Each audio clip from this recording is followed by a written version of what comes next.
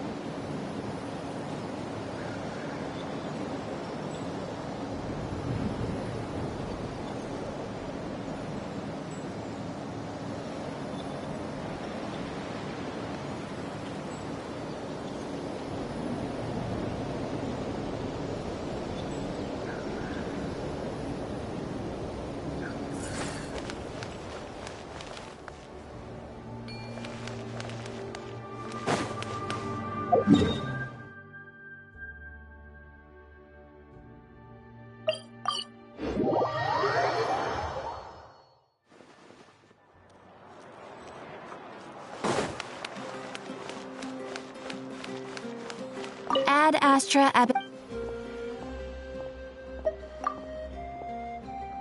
Ah, traveler. You have come at just the right time. I have something for you. You're certainly very familiar with the kind of work we do, but I'm afraid this has nothing to do with any of the above commissions. Please take this brand new Adventurers Guild notebook.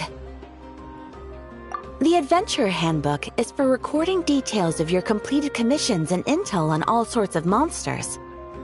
Whereas this notebook is for recording the marvelous people and wonderful events you encounter on your travels. I hope it will be of help to you. Anyway, that's all for now. My commission is complete. Safe travels, traveler. Ad Astra Abyssosque.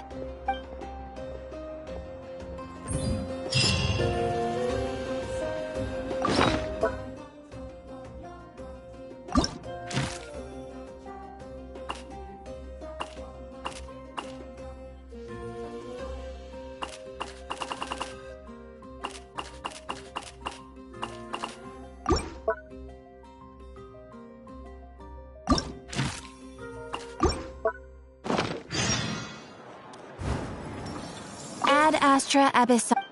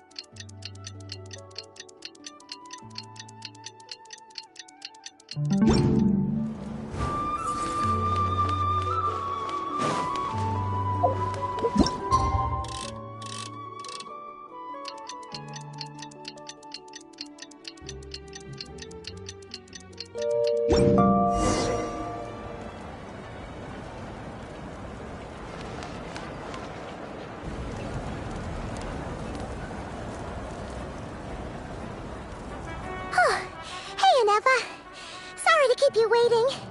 That is perfectly all right. My data indicates clear skies in the coming days.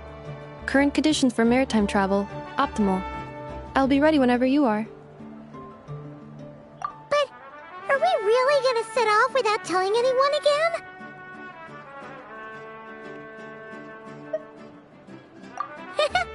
Funny you mention it. You'll never guess who Paimon saw on the way over. Hey! You didn't seriously think we'd let you leave without a farewell party, did you? No chance. Yeah, come on, Traveler. We've already made all the preparations. And most importantly, how dare you try and slip away without first paying your respects to the almighty Dragon Lord!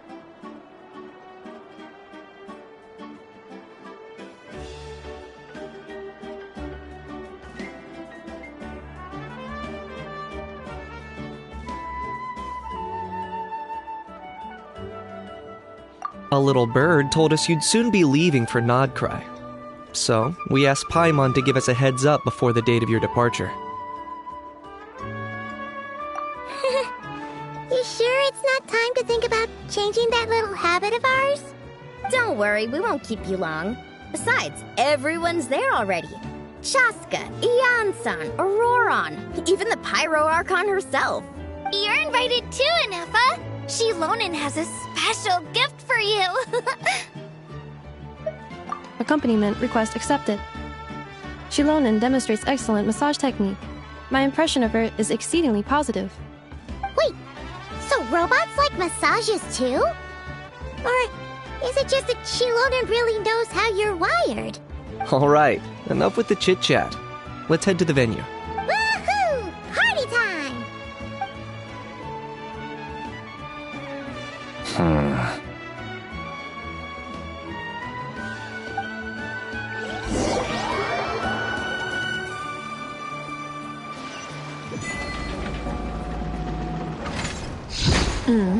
Spit it out, then. They've set off.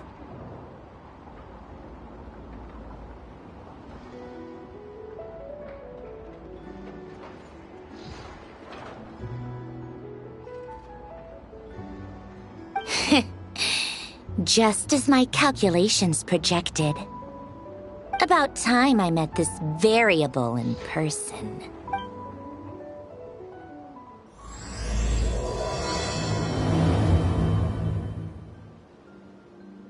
You know, every time we head to a new nation, there's always a point where it suddenly dawns on Paimon.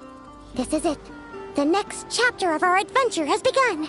This time, it was the moment she realized she just polished off the very last of her Saurus crackers. Should have stocked up better at the farewell party. In other words, Paimon has marked the geographic coordinates from 2 minutes and 40 seconds ago as the boundary between Natlan and Krai. This deviates somewhat from the official coordinates stored in my database. Paimon meant more in terms of how it felt on a psychological level. Anyway, what about you, Traveler? When did it really sink in for you? Huh, that actually kind of makes sense. What about you, Anefa? Come to think of it, maybe we should be asking the other way round. So, when you came over to Natlan, what was the moment you felt like you'd left Krai? In that case, probably when my sensors could no longer detect the moon's power. The moon? You mean, that one we can all see in the sky? Negative. I was referring to... Huh? Here we are. Paimon, Traveler, we have arrived in Krai. Oh, wow!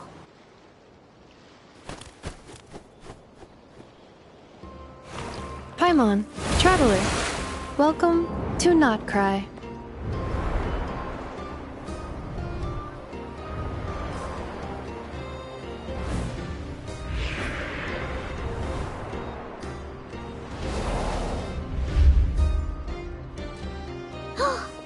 That must be Nasha Town up ahead!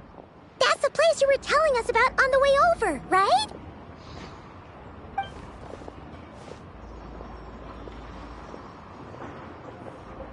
That is correct, Paimon. It is also the most bustling commercial hub in all of Krai.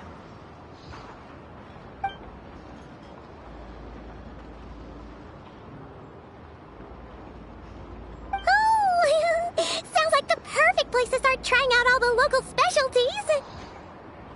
Huh? Is something up, Traveler? Paimon. This is where our spaceship landed when Lumine and I first arrived in Teyvat. Huh? Are you sure? But how come you've never mentioned that before? Seems pretty important to Paimon. Oh, well, because those memories are really hazy. All I remember is Lumine waking me up and us leaving the ship. But just now, setting foot on this land, I felt something. The kind of power I sensed in those moments. Are you referring to Kuvaki? What now? The locals refer to it as Kuvaki. It is a unique elemental force found only in Krai, or rather, a pure, primordial form of elemental energy. That is correct. Another similar concept I have found in my database is the primordial sea. Legend has it that long, long ago, the moon that shines in the sky above us once rose from the land of Krai. Modern geological surveys and meteorite studies conducted in the region have since supported this claim. So, when you mentioned being able to detect the moon's power earlier, you were referring to Kuvaki?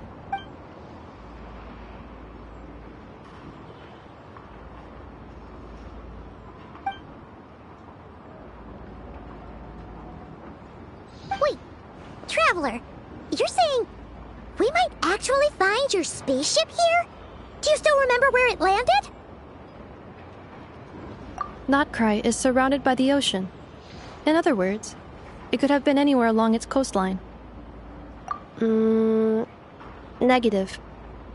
Description still lacks sufficient detail to pinpoint target location. Hey, it's okay if you can't remember everything right away.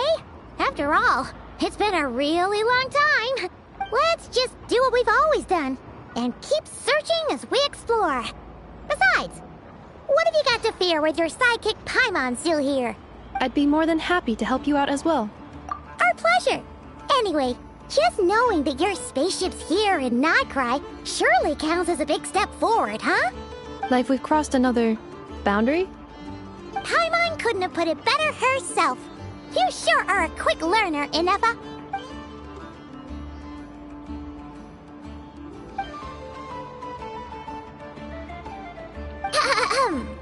Well, as the best guide in the whole of Teyvat, Paimon hereby does solemnly declare, Krai, here we come!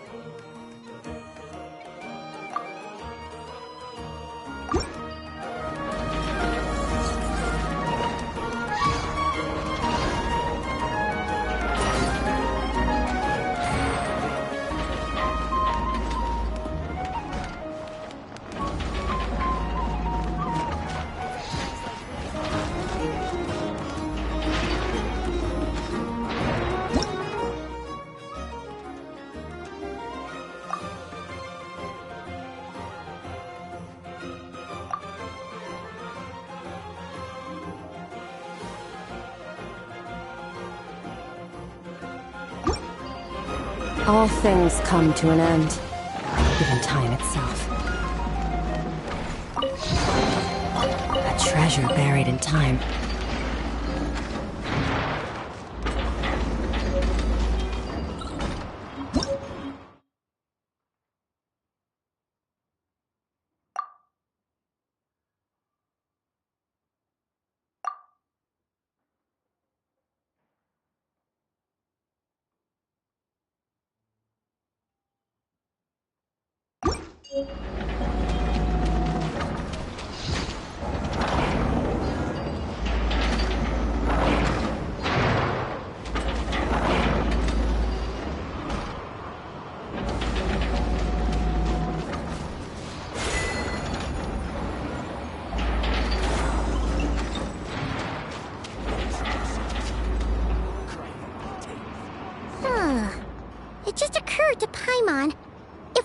looking to put out a missing spaceship commission, or to learn more about Nodcry, wouldn't it make sense to drop by the Adventurers Guild? The guild is located in Nasha Town. Simply follow this road, and you'll reach it.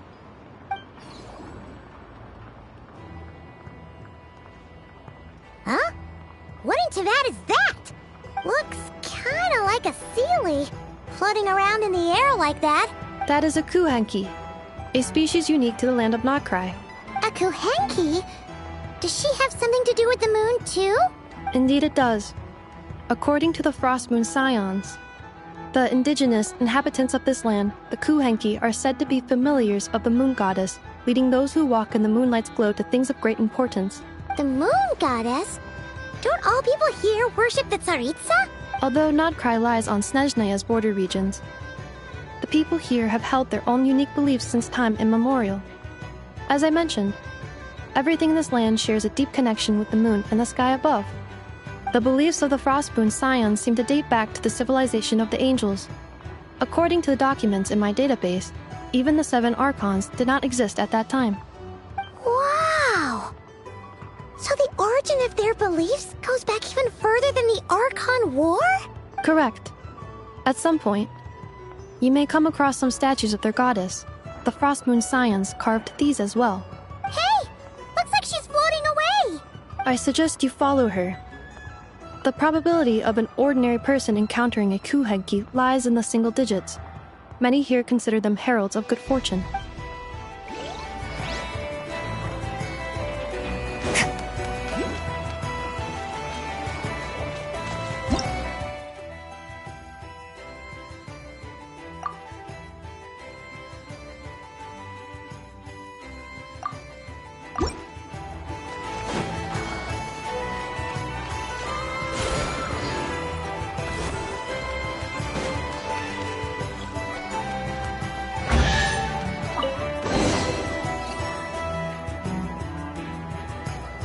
Is this a travel guide? Huh. It actually led us to something useful.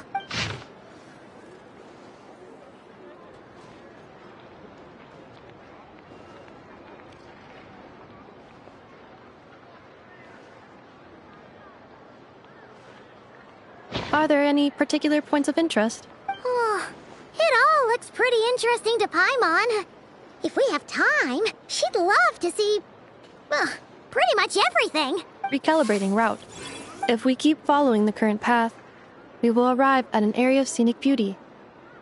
From there, we will be able to identify both the Adventurers Guild and several must-visit specialty stores. Yikes! Why is Paimon suddenly getting the feeling that if she doesn't step it up soon, enough is gonna put her out of a job?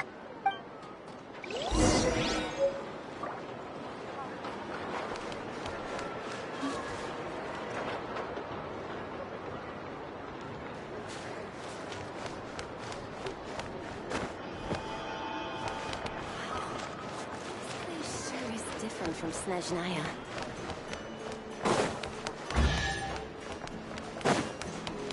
Treasure? Only treasure that's waiting to be discovered.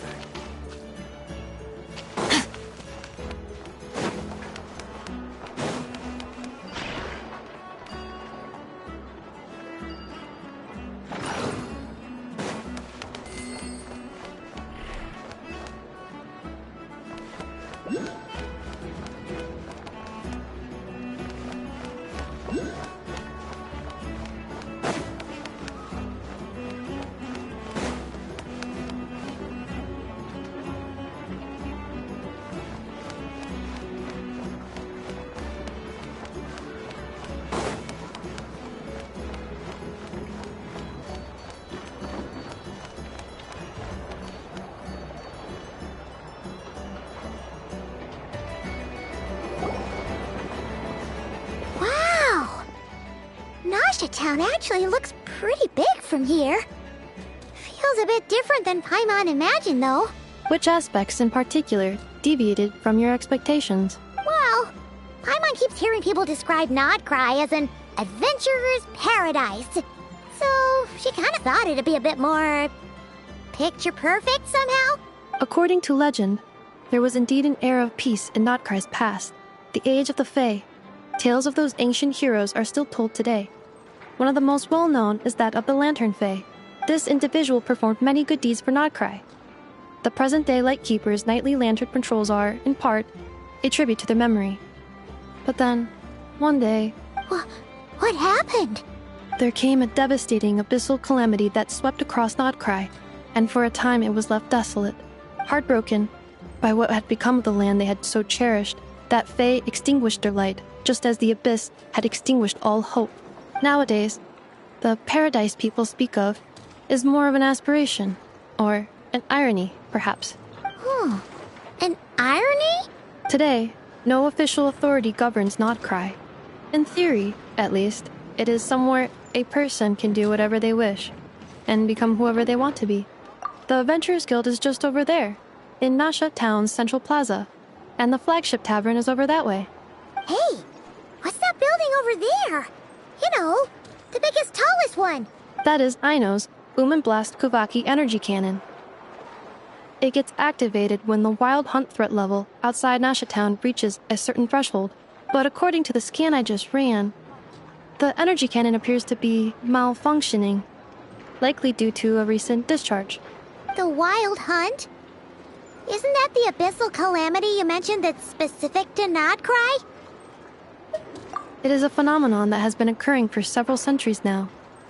Yet the time and location of wild hunt attacks are seemingly random. At first, it was more of an old wives' tale that adults used to scare children. If you don't start behaving, kid, some night, the wild hunt's gonna come for you.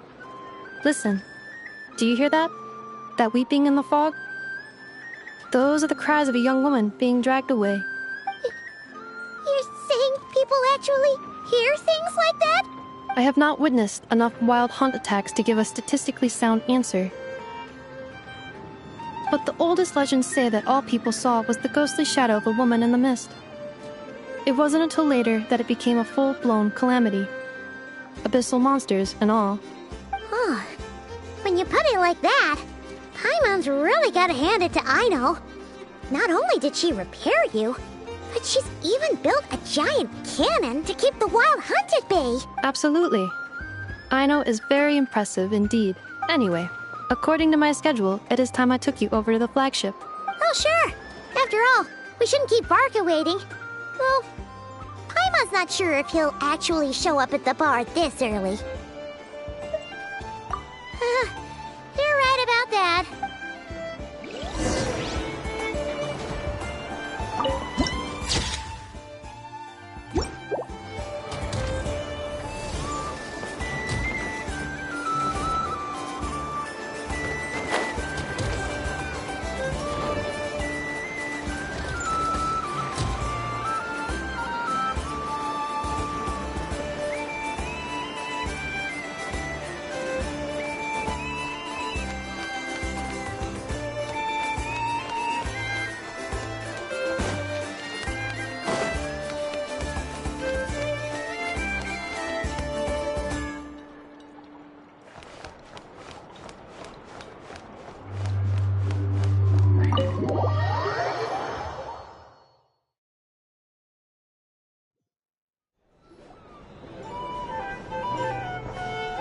Here we are, the flagship.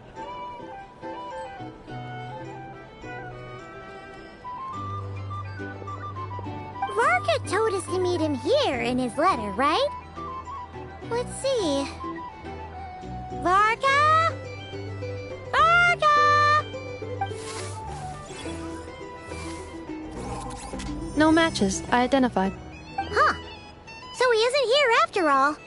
Oh, guess we never did actually say we'd be arriving today. Hey, why don't we go ask the owner?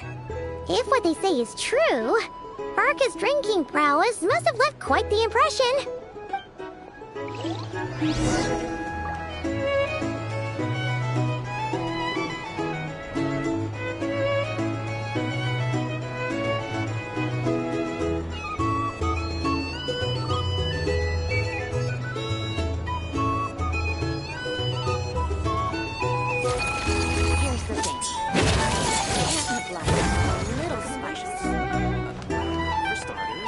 These are brownies. If if you want to negotiate prices, go find a flea market.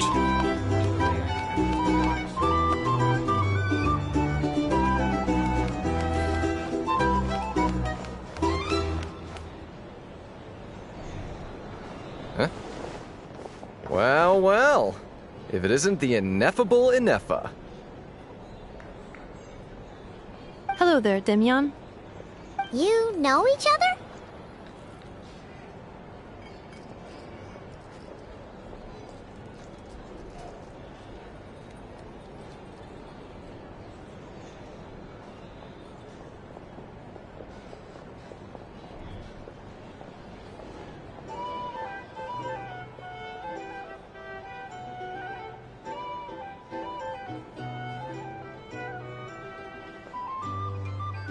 Of course! Ineffa's a regular here at the flagship. So, robots are into booze too? Not at all. The energy conversion efficiency of alcoholic drinks is very low, and most of them are full of impurities. Still, I can affirm that your berries and fried meat deserve a solid 9.12 out of 10. It has Aino's approval too. Funny that you should mention that. While you were away in Natlan, Varka would come in here every day to pick up a serving of berries and fried meat for Aino. Aww. He must have been worried sick that she wasn't eating properly on account of being so hung up about Ineffa being gone. Actually it's 'cause Varka found out that Aino went wild after Ineffa left, gorging herself on snacks she normally couldn't get her hands on. So it was more worry that she wasn't getting a balanced diet. I think I might have just put my foot in it. Anyway, since you're back from Natlan, these two must be the ones Varka mentioned. The Traveler and Paimon, yes? Yep, that's us. So, from the sounds of it, you must be a close friend of Varka's too. Varka? Goes without saying. After all, he's the only one around here who's ever managed to stay standing after 10 rounds of the roulette special. Paimon can't believe he's made such a name for himself. Though, guess it's hardly surprising how. Right now? Must be somewhere near Anvantinyarvi. That's quite far from here. Huh? Where's that? It's a lake in the northern part of Krai. Word reached him of trouble brewing around those parts, so he took his knights to check it out. Oh. So, we missed him? Varka knew you'd say that. So he specifically told me to make sure you stayed here and enjoyed yourselves. He sends his assurances that everything's under control. Well, if he's that confident, guess our only option is to accept. Anyway, it's not like there's any special cause for concern. He is the Grand Master, after all. Exactly. Plus, not only has he booked you into our finest room, he's paid for it in advance, too. Whoa! It's so generous of him! We might not have met yet, but Paimon's got a feeling that we'll get along with Varka like a house on fire. Oh, and by the way, he also asked me to serve up a portion of berries and fried meat for Ineffa. That was prepaid as well. Thank you. No, thank you. I'm the one who should be grateful for your business. Traveler, Paimon, why don't you go ahead and drop off your luggage? I can use this time to go pick up some components that Aino asked me to bring back. Sure thing. Besides, now that we've got ourselves a map, once we're done unpacking, we might as well go for a stroll ourselves. Why don't we meet up again later? Oh. So you no longer require navigational assistance? No worries, we should be fine. We've got a rough idea of our way around town, so Paimon's reasonably confident we shouldn't get too lost. Thank you. This translates into an approximate time saving of 30%, meaning I will be able to see Aino about 45 minutes earlier than previously projected. Oh, right. You must miss her a lot, too. In that case, we better get a move on.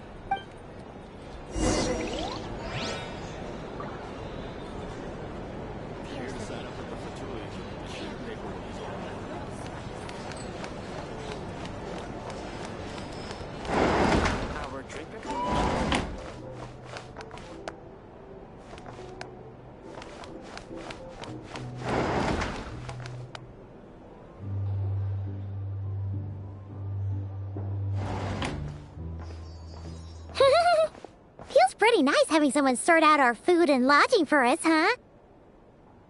But flagship's best room. It's pretty big, make no mistake, but it looks a little worn out, right? Though, to be perfectly honest, that feels right at home with everything else we've seen of Nasha Town. You mean it's got something to do with Nodkrai's history? Oh, that makes sense. But what exactly was this calamity?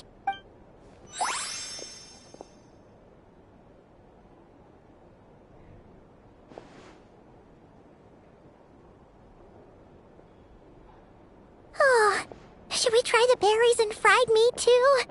Paimon's getting hungrier and hungrier every time someone mentions it. Oh, sorry about that. Paimon wasn't watching where she was going. Please, there's no need to apologize. If anything, I'm the one who should be sorry. Clearly, I shouldn't have gotten lost in my thoughts in the middle of a hallway. Wait a sec. Are you staying in the room next to ours? Ah, quite the perceptive one, I see. First things first, allow me to introduce myself. My name is Kirill Chudamirovich Flintz, but please, just call me Flintz. Whoa, that's an impressively long name for sure. Ah, is that so? Names like mine ought to have been fairly common in Snezhnaya, at least in the past. Would I be correct then to assume that the two of you are travelers in this land? Yep, you sure would be. Paimon is Paimon, and this is the Traveler. We've been to a bunch of nations already, but we only just arrived in Nodkrai today. What a rare honor it is to meet such worldly travelers. Are you here for travel too? If only I had the time to spare. No, I'm just staying the night. Oh, so you're here for business? That's certainly one way to put it. I'm a Ratnik of Nodkrai, normally stationed near the burial grounds to the north. My sole cause for being here today was to repair this lantern of mine.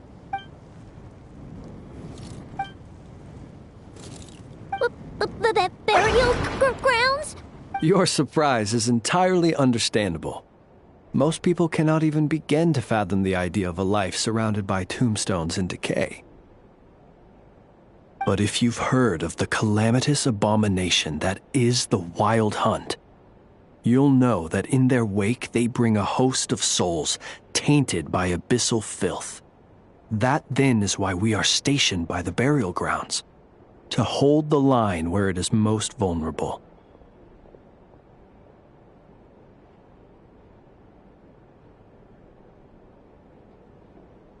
Oh, so it's all about fighting against the abyss. Oh, sounds like a tough job. I thank you for your concern. But in truth, I've long since grown used to it. In fact, I like to think it rather suits me. If anything, I'd say I prefer the peace and quiet of a graveyard to the hustle and bustle of urban life. Paimon sort of gets it now. But even so, she's still pretty sure she could never get used to living in a graveyard herself. For one thing, she'd be too scared to fall asleep at night. Oh, I assure you, there's no need to worry on that account. The kind of ghosts you find in cemeteries aren't too big on talking. But even when they do, they're usually far more discreet than the living.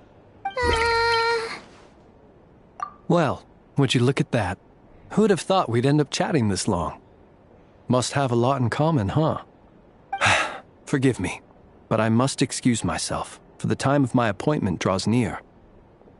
And in terms I'm sure you'll understand, a lanternless Ratnik is like a mapless traveler.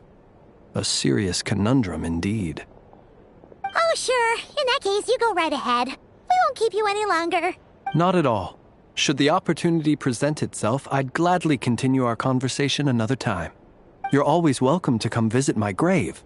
I mean, the grave I stand watch over. Your visit would bring much-needed light to that place of final rest. Right. Well, if we get the chance. Then allow me to wish you a traditional Ratnik's farewell. See you by the graveside. Ugh. Jeez. What a weirdo. Not to badmouth him at all. In fact, he seemed pretty cultured, but at the same time, kinda spooky? Must be all that time he spent around graveyards. His lantern? No, not really. You mean, 'cause it was broken? Huh. Guess you've always had a nose for stuff like this. If you're worried, you can always ask him the next time we cross paths. Hey, don't you start spouting all that weird stuff too.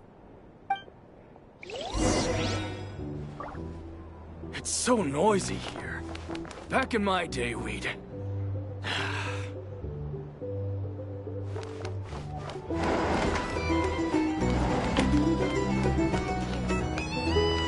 Can't live life without a little spice.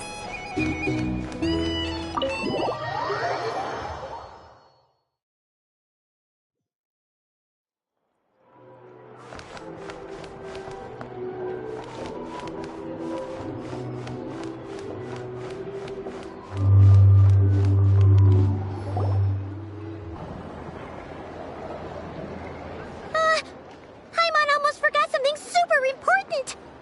Were we gonna go try out the berries and fried meat? But now, heading all the way back to the flagship feels like such a waste. Please, accept today's boon. Come night or day, may the blessings of the moon goddess shine down upon you. Huh? What's going on over there?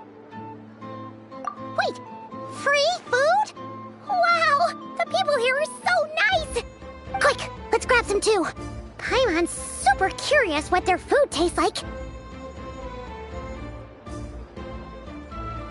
Moonlight illuminates the path before you, travelers from afar. Huh? How'd you know we were travelers? Just now were a song the birds in the sky, singing of your wanderings. You are no ordinary guests, it seems. The birds and the... what now? Forgive me.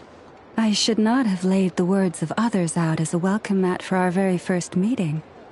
You, too, must be wondering who I am. I am Lauma, moon chanter of the Frost Moon Scions. Please, as do our followers and other passers-by, accept today's boon. Happy to oblige. Paimon's name is Paimon, and this here is the traveler. Thanks so much for sharing your yummy food with us. We'll take one each. Think nothing of it. These fruits were the finest we found, delicacies gathered in the wake of the morning dew. It is my hope that partaking of them may lift your spirits to heights anew. The finest you found? Wow! That sure is kind of you, but wouldn't you want to keep those for yourselves? The first fruit of the harvest must be placed upon the moonlight altar.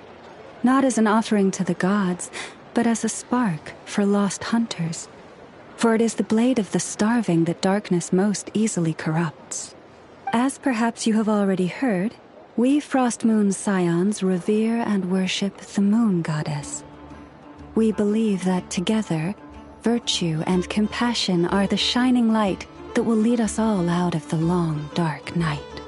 And now, with tides of haughty Fatui swarming into Krai, driven by greed and greed alone, more than ever before, we must all unite under the banner of virtue. Huh! Look who it is again. Those unsufferably kind-hearted Frost Moon Scions. Got enough for us too? That's right! 2 servings each! We're starving over here! The Fatui! After what you've been doing to our sacred statues, how dare you even show your faces? Wilhelmina, bestow today's boon upon our guests. You hear that? No slacking now. We'll have the very best you got. But, my lady, they... Please, you two, accept this meal. But remember this. Kindness is the first lantern left to guide those who stumble in ignorance. Come again? Let me finish. But should they still refuse to follow the moonlit path, then by our frosted blades shall we show them its shadow. You!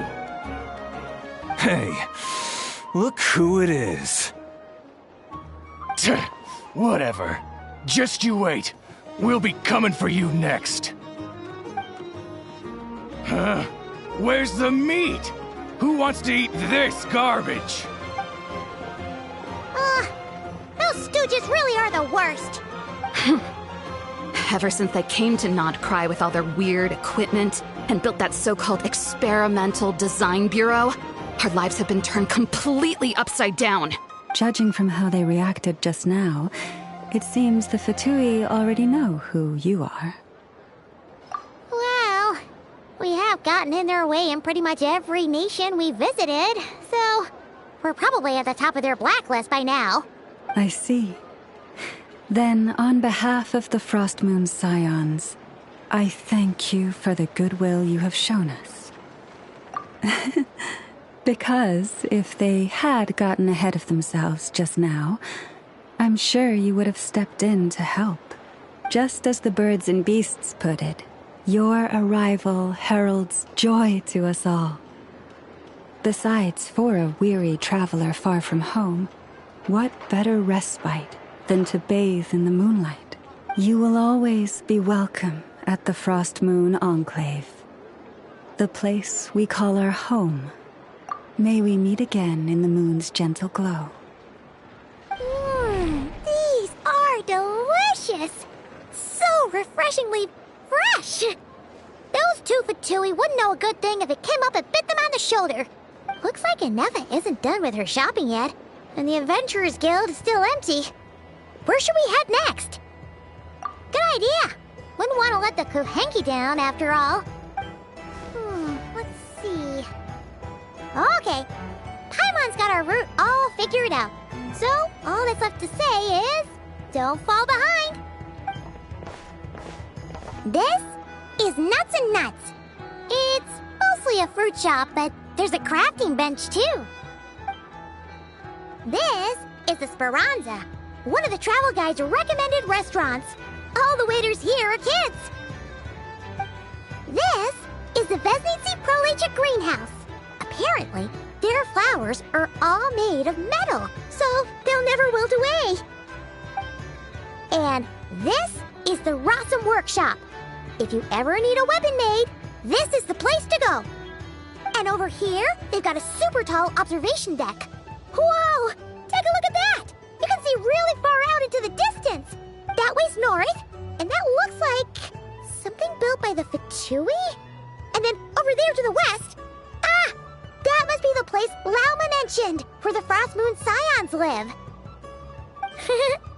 So, what'd you think? Even if Inefa kinda stole her limelight earlier, this just goes to prove that Paimon's own tour guiding skills aren't too shabby either, right? She sure is! It'd take hundreds of years of practice to beat the best tour guide in all of Tibet. Huh? Look! There must be someone at the Adventurers Guild now. There's already a line forming outside. Looks like we'll finally be able to ask about your spaceship. Oh, or was there anywhere else you wanted to stop by first? Where? Which one are you... Oh, now you mention it, Paimon's noticed it too. Ugh, better not be who she thinks it is. Anyway, where we go first is completely up to you. Either the Adventurers Guild, or that suspicious-looking shop. A word of warning, though. If we step into that shop, be sure to keep a very close eye on your Mora.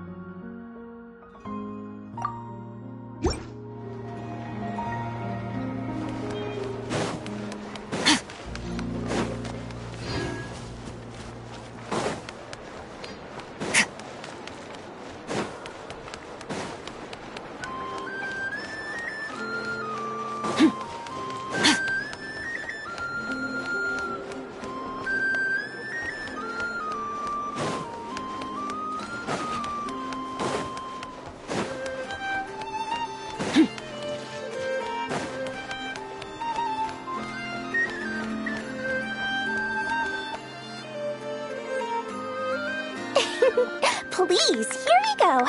And if you ever need anything else, don't forget to make the great Lord Sangama Bay your first port of call.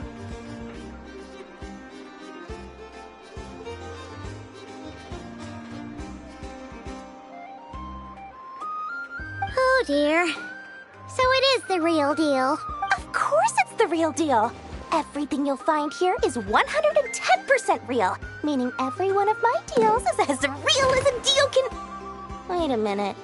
Well, if it isn't my two most valued clients! And with no small thanks to your munificent patronage. Come, how could you just sneak into Not Krai like this without telling your dear Lord Sangama Bay? If I'd known earlier, I would have made an absolute pulled out all the stops to ensure that your boat ride over was as comfortable as humanly possible. Thank the Archons we didn't tell you. Oh, come now. You know as well as anyone how impeccably and conscientiously above board I am when it comes to doing business. Well, regardless of whether that's true or not, the main issue here is that we had no idea you had a branch in Not Krai. A clever merchant always has a backup plan, or two, or three up their sleeves. As the saying goes, a rabbit with many burrows fears not the hunter's arrows.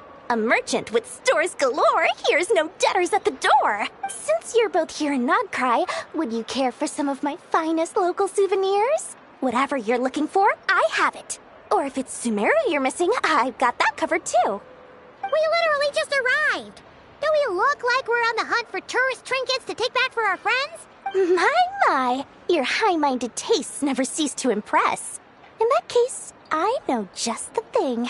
You must be on the hunt for something like this? What's that? Your hat? Information, of course. Information about Not Krai, locked securely in the otherwise impenetrable vaults of the Lord Sangama Bay's brilliant mind. I knew it! I just knew you'd appreciate the value of my wares. On the back of all our pleasant dealings in the past, I'll even take a hit by throwing in some insider info for free. Wow, You sure are feeling uncharacteristically generous today. What do you mean by uncharacteristically? I'm the most generous person forget it. Anyway, the long and the short of it is this. The moment I set up shop in Nodcry, it struck me how many different factions there were, all competing against each other for power and influence. Well, as they say, there's no time for business like a crisis. Things got even more turbulent after the Fatui pulled down 2 ancient moon's remnants. People began to catch a whiff of the coming chaos. And the more troubled the waters, the greater the potential profit. Not at all sorry to interrupt, but we're not here for Mora. Oh, really? But surely it was the tales of an adventurer's paradise that brought you here. The chance to take your very own slice of all the latest and greatest business opportunities? In that case, what would you like to know about?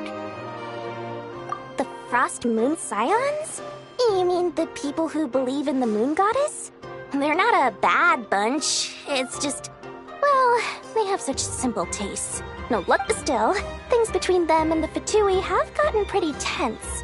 It's only a matter of time before the powder keg goes boom. And when that happens, that's when business will start to boom too. Oh, they're an organization set up to keep the locals safe. Apparently, they have a long and glorious history, and they're made up entirely of volunteers. But seriously, a volunteer organization in Nodcry? This place is hardly a magnet for noble hearts. No pay, all work. That's not a business model, and it's certainly not for me. Everyone knows they're here for the Ancient Moon's remnants, but no one's sure why they pulled them down in Nodcry of all places. Anyway, they've been acting mysterious enough, but if you ask me, that Kuvaki Experimental Design Bureau of theirs up north hides secrets wilder still. That bunch of booze-loving monstatters? Ugh, don't even get me started. As fellow Outlanders, I thought they'd be easy pickings, but somehow, every single one of our business negotiations wound up at the flagship. I've done plenty of deals with heavy drinkers before, but those guys? I never once made it to the contract signing before blacking out. I'm getting flashbacks of the hangovers just thinking about it.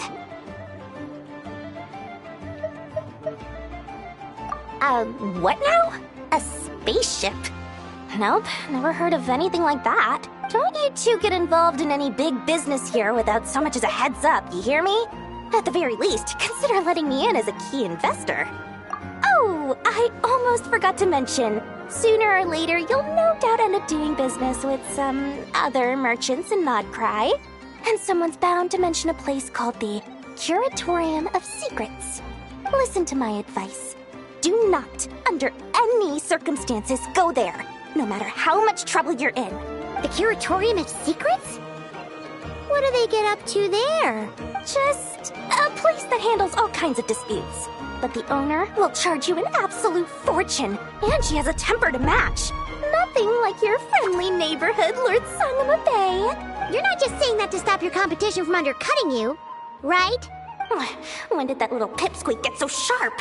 And after I gave them all that info for free just to win them over. What do you mean? Of course not. I'm only thinking about your wallets. I mean, on behalf of your wallets. You're really not convincing anyone, you know. All right. Business is a cutthroat, but I'm not lying about that boss lady. Not only did she make it into my top 3 people not to mess with in Nodcry, she's also in my top 3 people most eager to trade in favors. Seriously?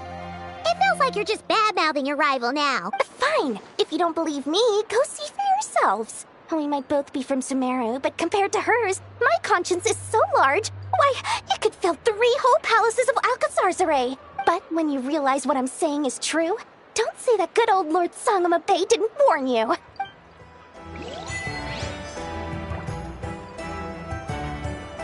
Anyway, don't be a stranger now.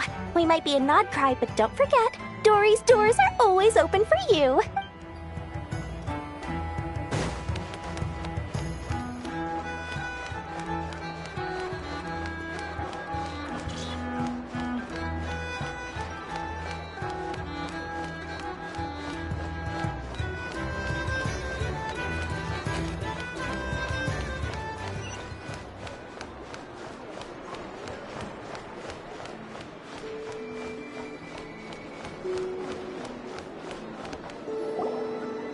Lucky us. The line seems to be gone now. Come on, let's go say hi to Catherine. Hey, Catherine. We meet again.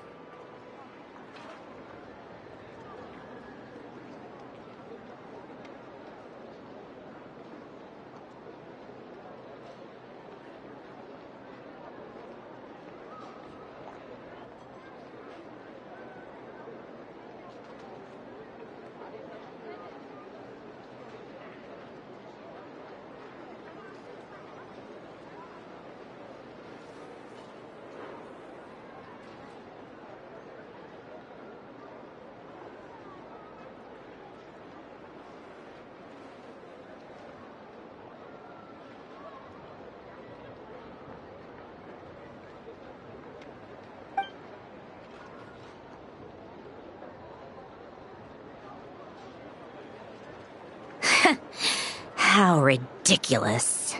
Huh? They often say that mortals, shackled by their own flesh and blood, may fail to perceive the truth of this world, even when it is right beneath their very noses. Yet I had not expected to have the pleasure to witness such heights of absurdity firsthand. But Paimon must have gotten the wrong person. At second glance, you do seem a bit younger than Catherine. And you certainly sound a lot less friendly. A creator might forgive ignorance, but being mistaken for one of my own creations is beyond all pardon. Look very closely, for standing before you is none other than Marionette, 7th of the Fatui Harbingers.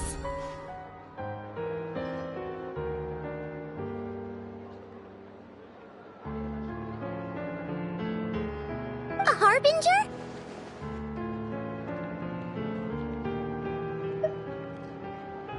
I told you already, I'm not Catherine. Just how obsessed are you with my machines?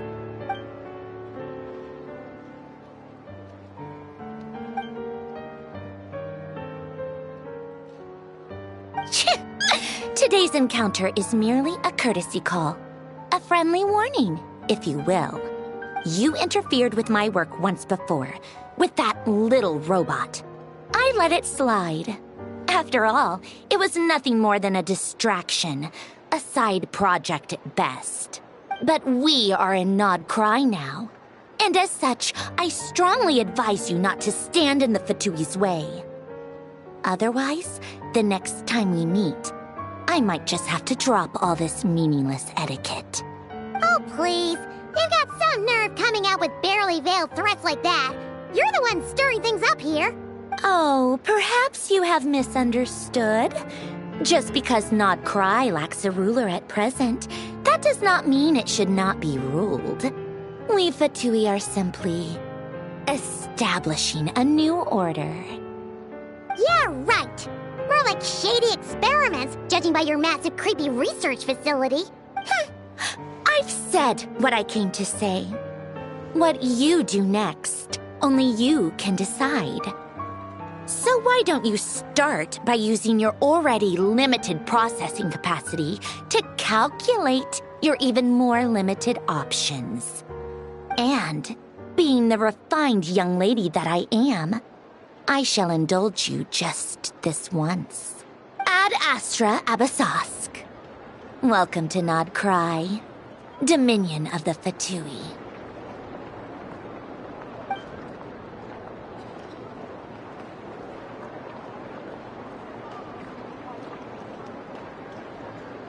Ugh! Paimon's so mad right now! How can anyone so obviously evil be so annoyingly self-righteous?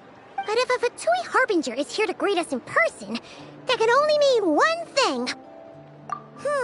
We'll have to be extra careful from here on out. Paimon hates feeling like she's being watched. Hey! The real Catherine's back! Ad Astra Abyssosque. Welcome to the Adventurers Guild. How may I help? I will do everything I can to assist you. Oh, you're so much nicer to talk to, Catherine. Please don't leave us again, okay?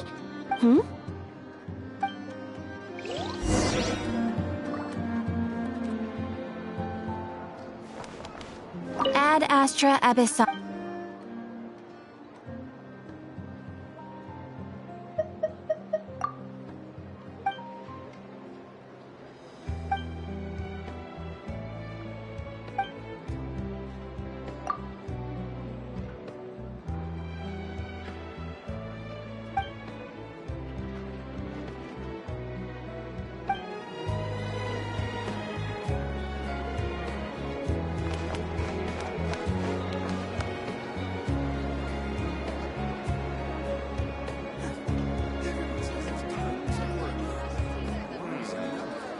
Get me some nothing but promise for adventurous nobles like Saya. I can make a little extra by selling their wool.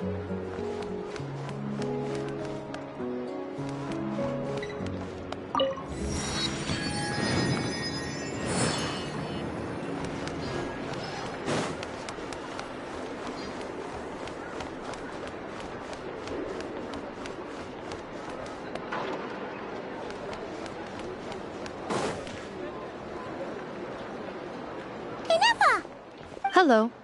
I was just about to start tracking your whereabouts. Did you manage to get everything Aino asked for? I did. What about you? Do you need me to navigate or introduce any more places around town? Not for now. We've seen most of it already. We probably need some time to process everything we've learned, though. Any progress with the spaceship? No. Catherine came back just now, so we asked her, but even she hasn't heard a thing. One possible explanation is the vast stretch of time that has elapsed. Additionally, given the limited resources available in Krai, it is entirely plausible that the wreck was scrapped for parts, or even mistaken for a pile of broken machinery. Aww. Understood. In that case, why don't we go ask Aino together? After all, she was the one who salvaged me. Ancient dragon technology and all. If there really are any unusual parts floating around Krai, there's a high chance they've passed through her hands at some point or another. Good point. And since you keep mentioning her, we're curious to meet this whiz-kid mechanic too. Understood. Then I'll handle navigation as before. ETA at the Clink Clank Krumkake craft shop. 34 minutes ahead of schedule.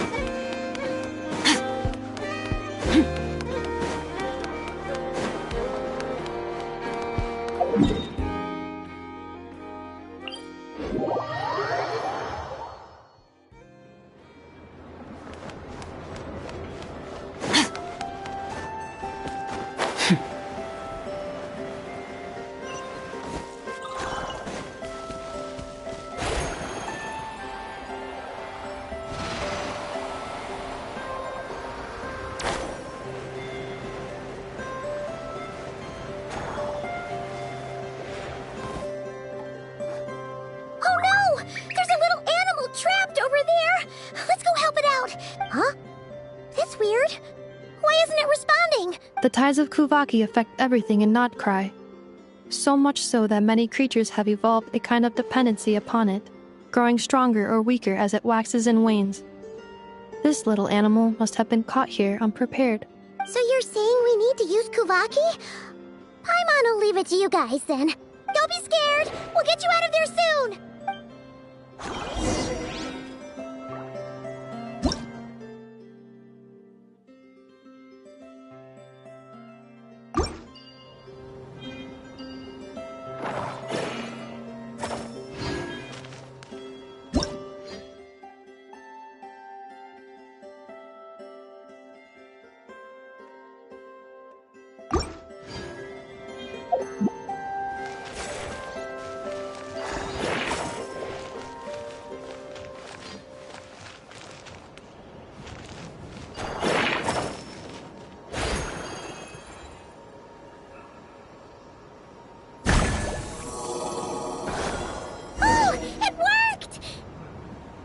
Off you go now, little one.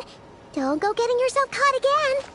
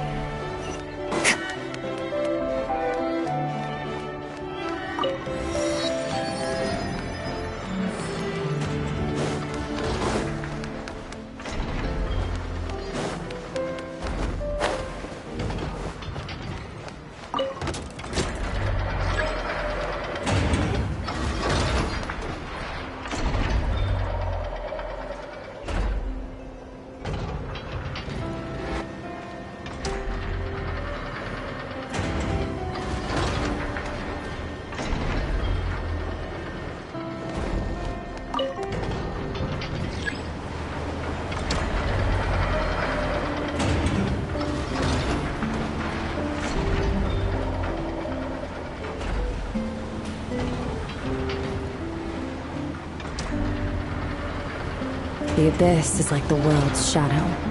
It's always there, and it will never perish.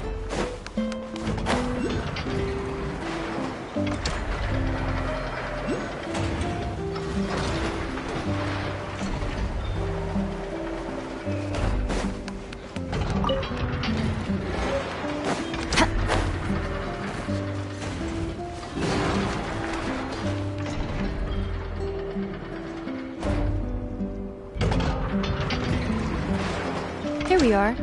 The place Aino and I call home. Whoa! So many machines that Paimon's never even seen before. And then there's all these little robots. Did Aino build them all? That is correct. It looks like Aino has created 3 more little bots since I've been gone. Aww. Well, you were gone for quite a bit. She must have missed you. I missed her too. I want her to see what I've become. Let's not keep her waiting any longer then. Come on!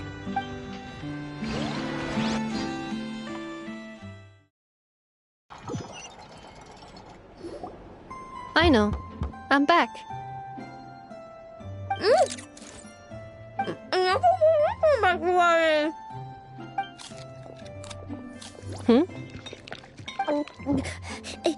Ineffa? You're back significantly earlier than I expected. Like a whole 30 minutes at least.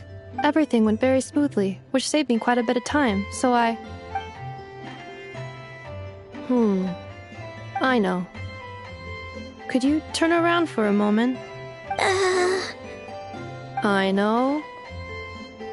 I've been on my best behavior the whole time you've been gone. She's got chocolate all over her mouth. I know. While I was away, did you strictly abide by my tailor-made snack intake schedule? Oh, of course I did. 1 whole cake, 1 crumb cake, and 1 pack of chocolates a day, right? It was either a cake or a crumb cake or a pack of chocolates per day. Oh, shoot. When did you finish the snack stash I left for you? Literally just earlier today. Let me just go run a scan on that. I meant today, a week ago.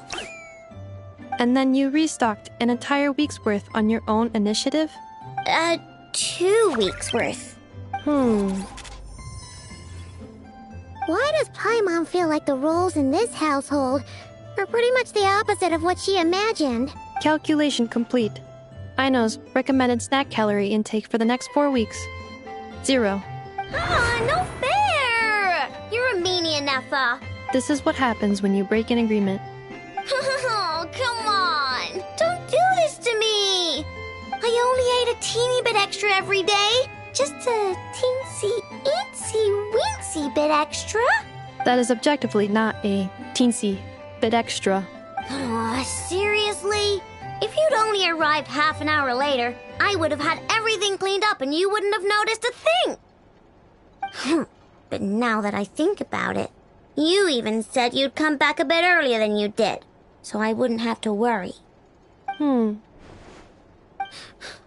But then, you were away so long, and I was so worried about you. And that's the only reason I even... Oh... I know. I am very sorry to have kept you waiting. I'm back now. Welcome home. Oh. So, will I be able to keep eating snacks as usual now? Negative. Aww. Okay. Well, given that I am later than I initially projected, I'll let it slide. But just this once. Thanks, Nefa! You're the best! I know. Allow me to introduce. It's the honorary knight and Paimon! I know. Uncle Varka talks about you guys all the time. Nice to meet you, I know. Nefa's told us all about you, too. Huh? Really? She actually said that about me? Well, she's not wrong. Oh yeah, so, you're here to see Uncle Varka, right? A couple of days ago, he suddenly said he had to head out on business, and that he might not be back for a while. He asked me to let you know if I saw you. Yeah, we heard about that at the flagship. Did he say what he was doing?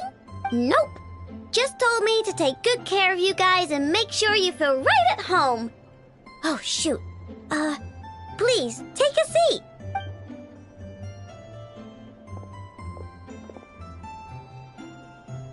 Do either of you need my help with anything? Anything at all? After all, I'm the head of this household. Sure wouldn't know it from that snack tantrum she just threw.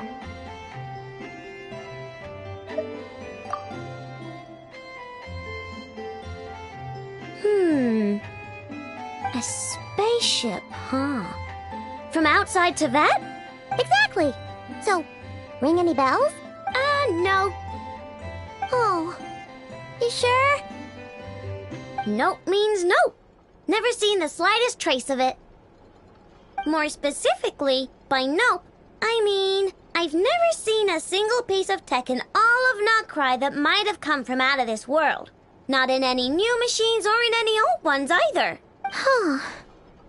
What Aino means is that your spaceship almost certainly has not been disassembled nor repurposed as parts for other machines. Oh, so that's what she was getting at. Yep. I've taken apart pretty much all the fun stuff in this city at one point or another, but I don't recall ever seeing any components that were anywhere near that special. So, either your spaceship crashed somewhere it's never been found, or someone did find it and then hid it really, really well. But who would even do something like that? Beats me. Maybe someone who thought they could stash it away for a rainy day. Just like how I sometimes hide snacks in the... Anyway, long story short, I definitely haven't seen anything like that. Besides, sounds like it would practically be ancient history by now. If anyone still has any leads on what really happened, it'd be the Frost Moon Scions. The Frost Moon Scions? Huh? Haven't heard of them yet? There wasn't enough time to delve deeper into their history and traditions. What kind of rituals are we talking about? never actually seen them myself. Just heard bits. They say that each of their moon chanters has had access to an ancient relic that lets them see the true past. Not sure exactly how it's meant to work. I can't get my head around anything that can't be explained by either machines or science. And to tell you the truth, I don't like it much either. Looks like we'll have to try our luck with the Frost Moon Scions. Aw, leaving so soon? Sure you don't want to hang out a little longer? It's getting late, I know, and these two still need to head over to Hisi Island. It would not be convenient for them to linger much longer. Aww. Alright then. Don't worry, we'll be sure to drop in on you as often as we can. Really? You promise? Sounds like my type of visitors. You're welcome anytime. I'll be staying to look after Aino today, so I won't be going with you. Hey, don't sweat it. We'll find our way just fine. I'm glad to hear that. Also, I must admit, I have very much missed the charging bed that Aino made for me. Oh, are you here to play with me? My name's Aino, and I'm an inventor. Me and Anefa live together. I could...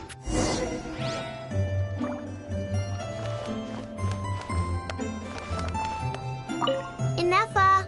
Yes? Feeling comfortable? I am indeed. No bed in the world is as comfortable as this one. Anefa? Yes? Want me to increase the charging rate? Please, if you would. Thank you, Aino. Anefa? Yes? I'm hungry. In that case, please enable quick charge mode.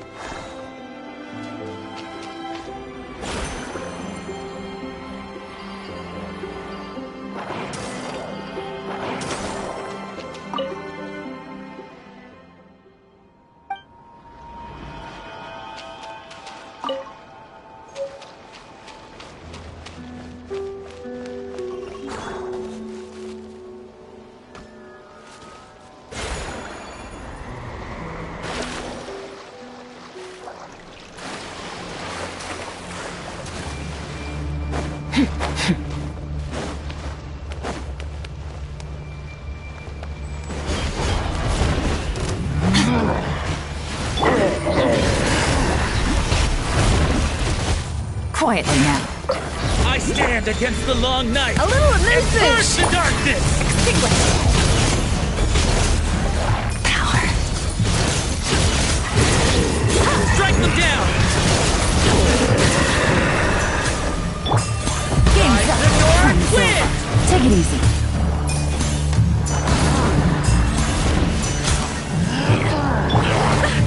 A burst of flavor. A dash of frosting. Surge.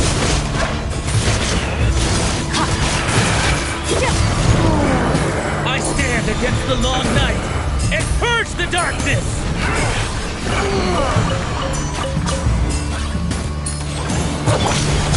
Strike them down. Strike them down. Up to the freezer. Annihilate. Strike them down.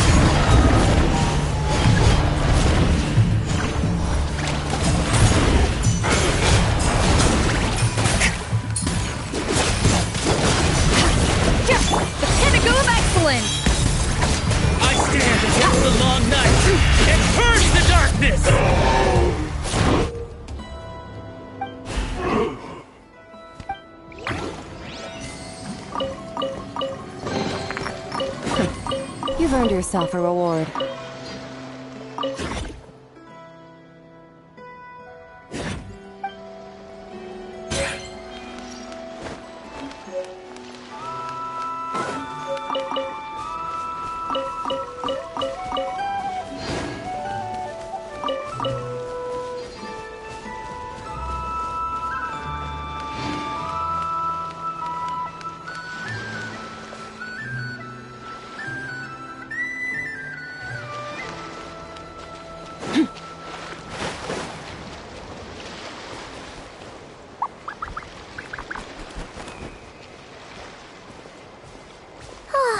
Seeing Anafa and Aino reunited like that sure was heartwarming.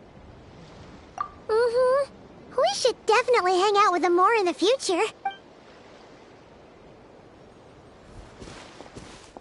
Speaking of homes, we must already be close to where the Frost Moon Scions live. The vibe here feels different, just like the scenery.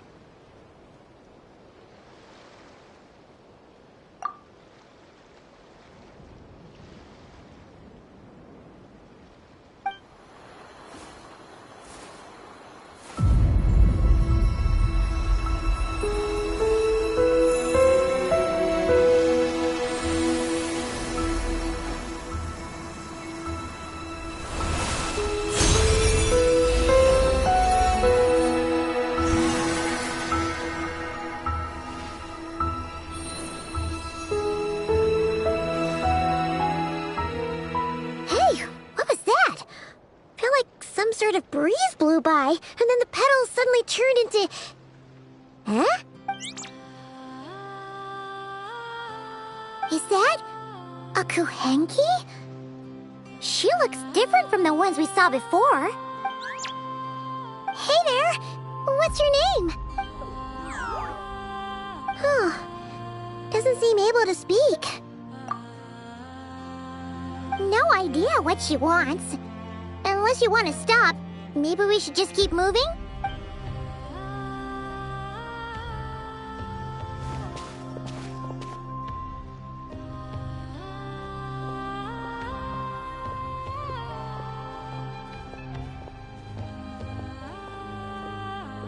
She's following us! Go on. Go on now. We've got stuff to do. Best you find someone else to hang out with. Hey! Don't make it sound like Paimon's some kind of meanie. Paimon had no idea what she wanted, okay? Ugh. Anyway, next time Paimon sees her, Paimon promises she'll be nicer. Seeing as we're on our way over to meet Lauma anyway, we can ask her about it while we're there.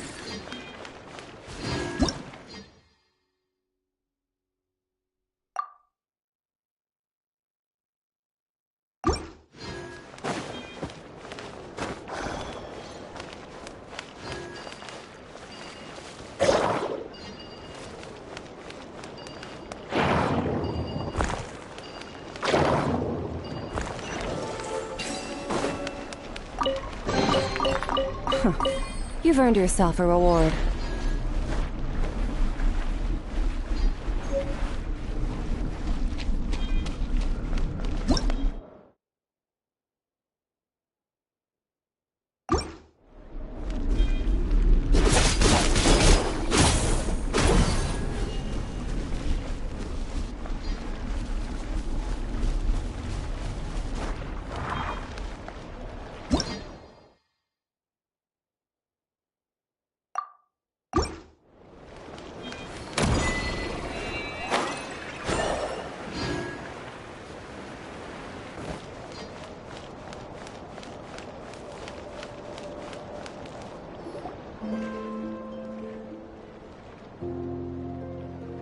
Huh? Hey, look! Isn't that Lauma? The moon chanter?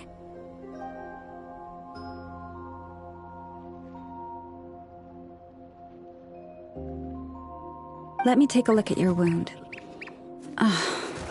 You must be more careful. Doesn't matter how much of a rush you're in, your safety always comes first. Oh, you're back too. How is your day? You what? Those two Fatui? The ones who were causing trouble in Nasha Town? You went to teach them a lesson? And you put that in their food?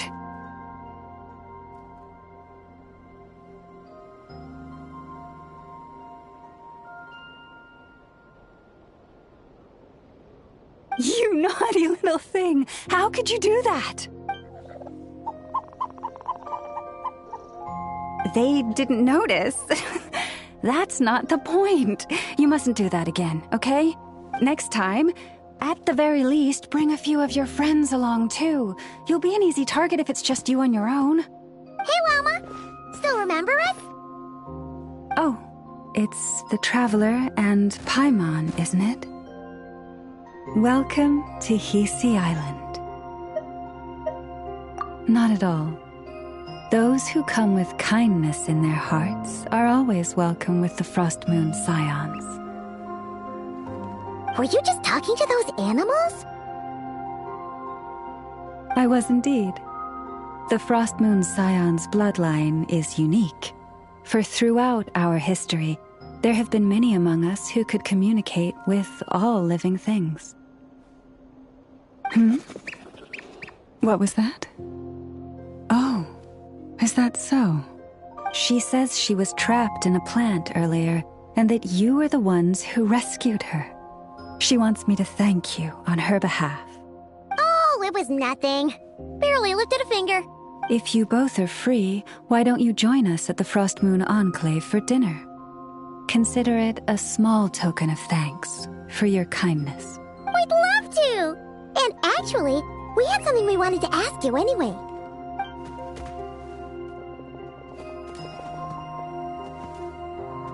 Oh? You're interested in the story of Kutar? Kutar? Yes. Kutar is our moon goddess. The moon maiden who guides us. But up close, this one somehow seems a bit different from the one in Nasha Town. It's like it's more... natural? Or like... more harmonized in its design. That is because ever since the Fatui arrived in Krai, they have been modifying and defacing our statues as they please. These statues were made by the Frost Moon Scions who settled here hundreds of years ago, crafted from the very finest Lunasol stone. Not only is this stone exceedingly rare, but it also brims with Kuvaki. I suppose the latter must be what caught the Fatui's eye. For a time, we put up fierce resistance, but now, this is the only one left that still retains her original form. We heard they even pulled some ancient moon's remnants down from the sky. That's right. The two largest remnants landed in Krai. One here on Hisi Island, and the other on Paha Isle.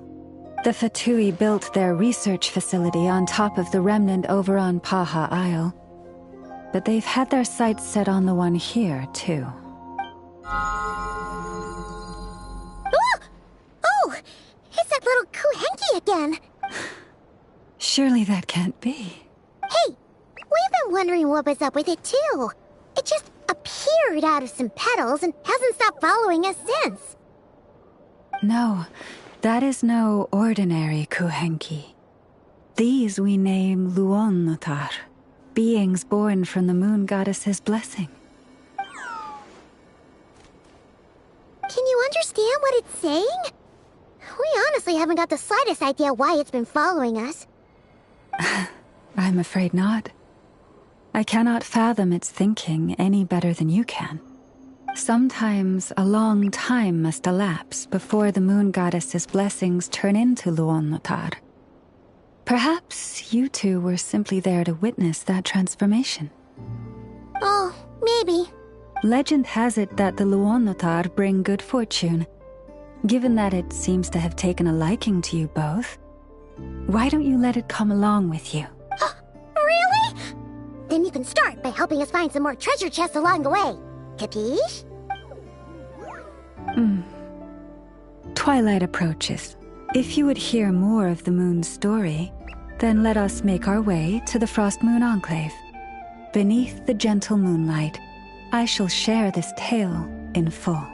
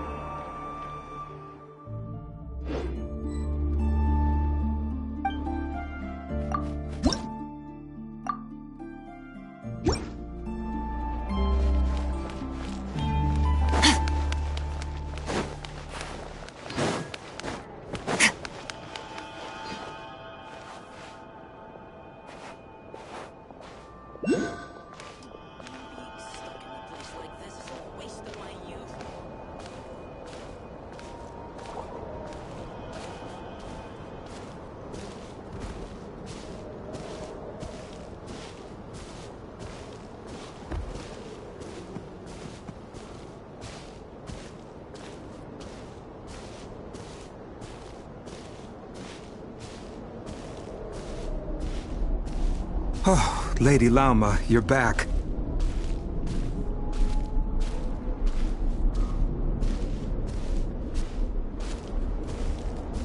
Come day or night, may the blessings of the moon goddess shine down upon you.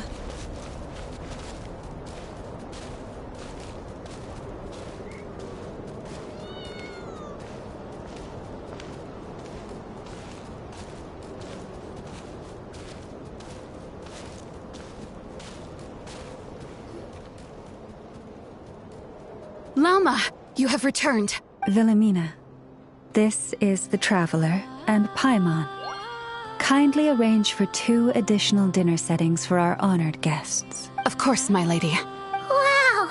Everyone along the way here pretty much saluted you. Are you, like, super important around here? I am but a moon chanter. One entrusted to convey the moon goddess's will. Nothing more. She's just being modest. The moon chanter holds the highest rank among us Frost Moon Scions. Lauma is our leader. Wilhelmina? I know. I'll send word to the kitchen. 2 meals coming up. Whoa! Paimon had no idea you were such a big shot. It is merely that the unique traits of our bloodline have manifested themselves especially strongly in my person. That is no accomplishment of my own. Please, follow me this way.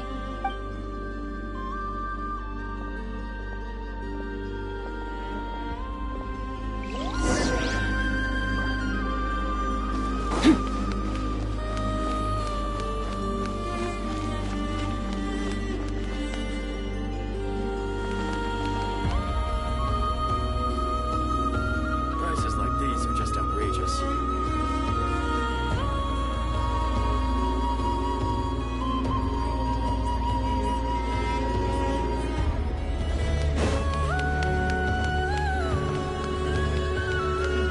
This is more than a fair price already.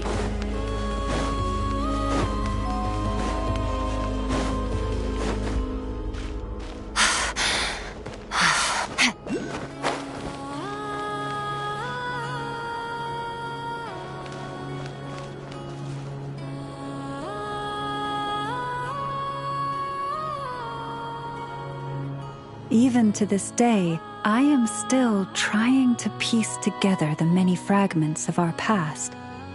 It is a story not only of the Frost Moon Scions, but also of the moons themselves. A story of the moons? Yes. We Frost Moon Scions are the last descendants of the ancient golden realm of Hyperborea. Its former glory may have faded, but what remains is a memory uniquely ours. In the distant past, Teyvat had not just one moon, but 3.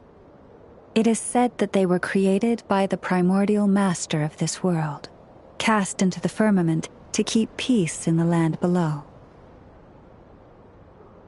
Firstborn was the eternal moon, largest of the 3. Legend has it that it was her immense Kuvaki that gave rise to the ocean tides. Next was the frost moon, smaller than her big sister, yet brightest in radiance. Her glow became the cold, undying lantern of the night. Finally came the iridescent moon, smallest of the sisters. Most of the time, her light was barely visible to the naked eye. Yet when she shone, her fleeting halos were all the more mysterious for it. Wow! Sounds like it all happened so long ago. So, what happened to them afterwards? Afterwards, well, as you have seen, the 3 moon goddesses perished. This happened in a war triggered by the Descenders, and of the 3 lunar husks, only the frost moon survived unbroken, while the others were shattered to pieces. Oh, so that's why there were ancient moon's remnants in the sky. Yes. It is also said that when the moons shattered, most of their fragments rained down upon this land like stardust. That is why Krai is blessed with such an abundance of Kuvaki. As for the remnant that the Fatui recently pulled down, that belonged to the eternal moon. Wait a sec. But you just said that 2 of the moons were shattered, so where are the remnants of the iridescent moon? The iridescent moon's remnants were never found. What happened to her after the war remains a mystery. Some say she vanished in an instant, while others believe that her remnants are simply too delicate to leave a trace.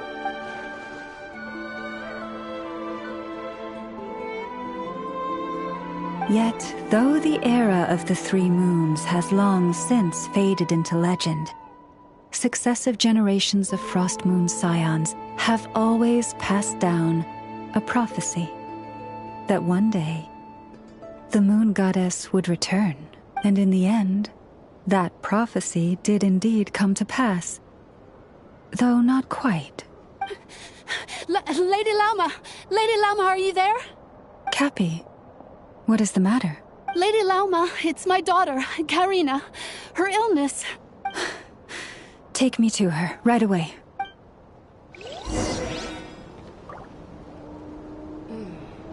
Now where in the world did I put that book?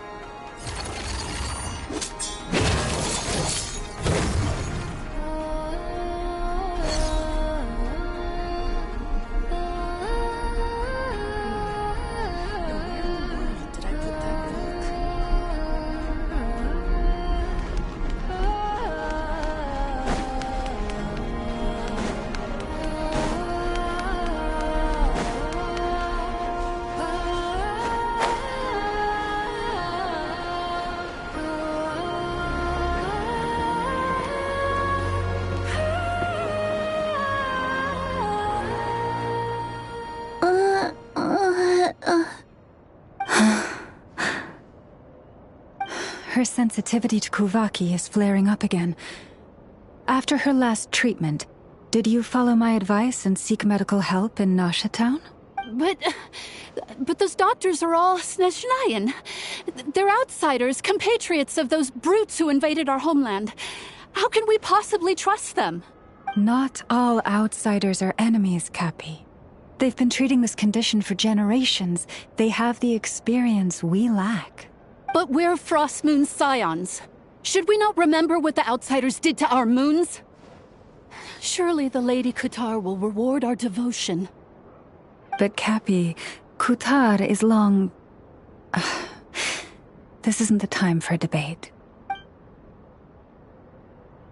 O lost child, snow-swept and buffeted by the howling winds of the frigid night, let not the silver flame within you fade. By the frost moon's grace, I shall warm you, curled up as a fledgling in frozen soil. Praise be to the moon goddess, my Karina. Remember, she must take powdered laka berries daily. It will ease her symptoms. Lama? Philomena, what is it? Dinner is ready. I see. Cappy, let her rest here for the night. I'll have someone bring her a blanket. All right. Thank you so much, Lady Lauma.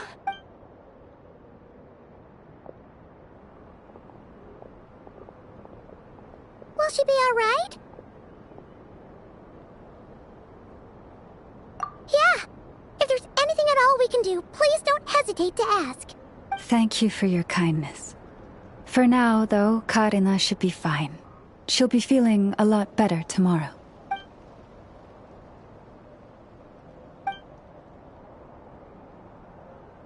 Please, do not be worried. Come, let us head to dinner. I believe you still have some questions for me.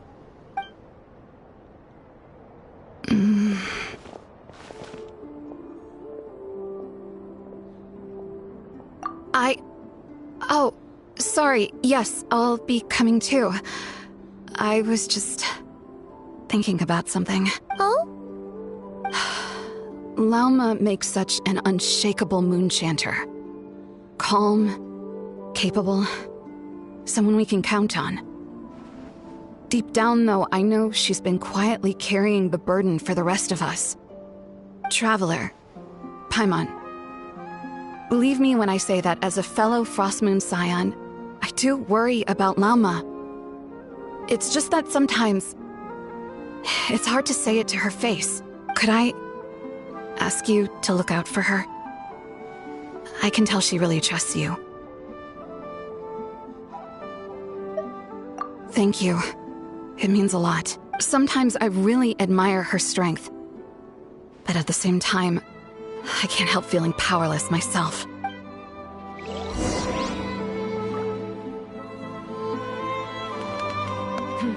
This is more than a fair price. Phew.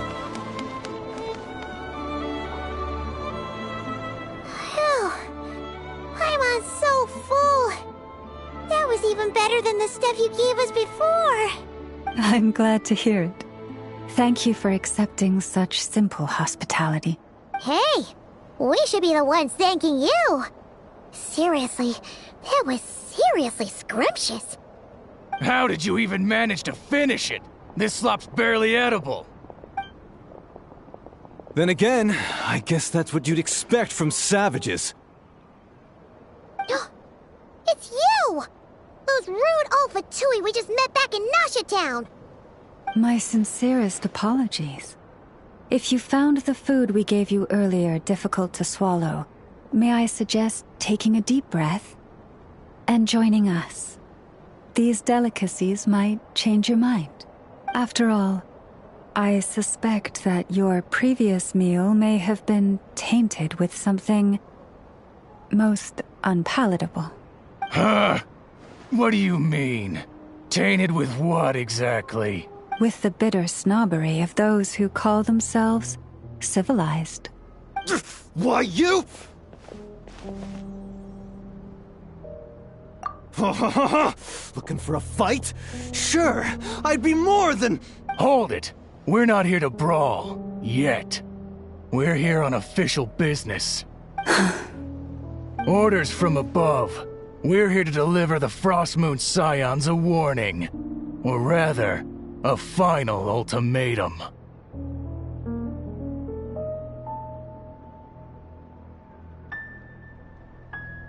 You have 3 days to hand over the relic and reveal the whereabouts of your so-called Kutar. If you fail to do so, the Fatui will immediately begin the cleansing of Hisi Island. Which, by the way, is the sovereign territory of the Tsaritsa of Snezhnaya. What insolence! Your demands are outrageous! For generations, this land has belonged to the— Dear guests, allow me to save you both time and trouble with a speedy reply. The Frostmoon Scions will never hand over anything to the Fatui. And to those who set foot on our land with ill intent, I say this. With your blood, we shall draw an inviolable line in the snow. That applies to you, too. Stubborn savages, the lot of you! Now hold down this time. Who's that?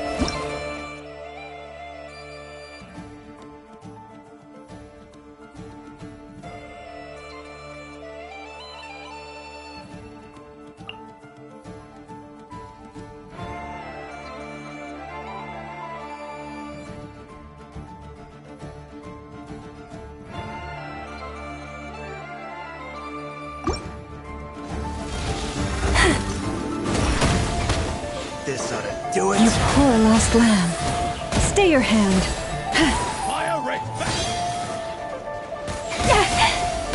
Have I brought this on myself?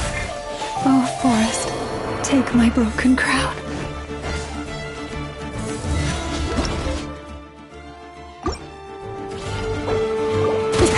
That's where I like it. Things are about to get dicey.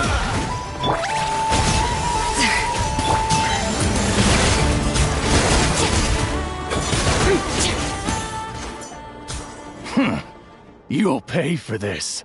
Mark my words.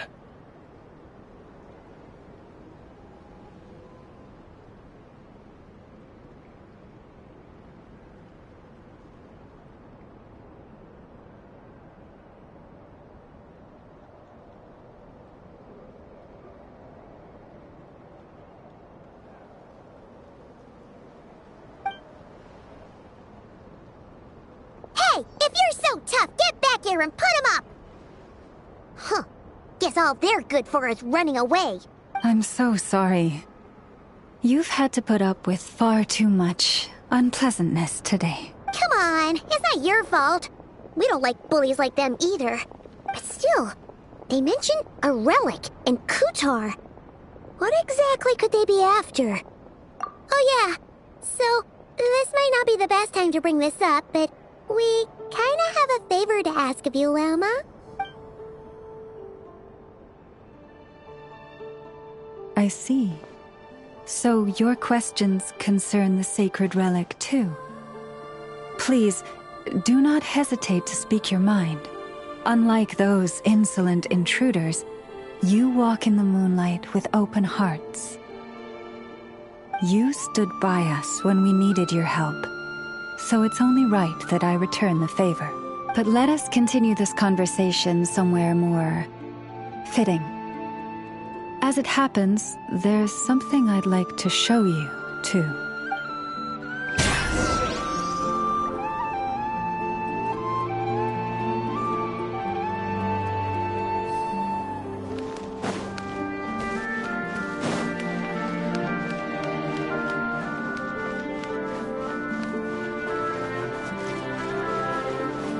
Whoa!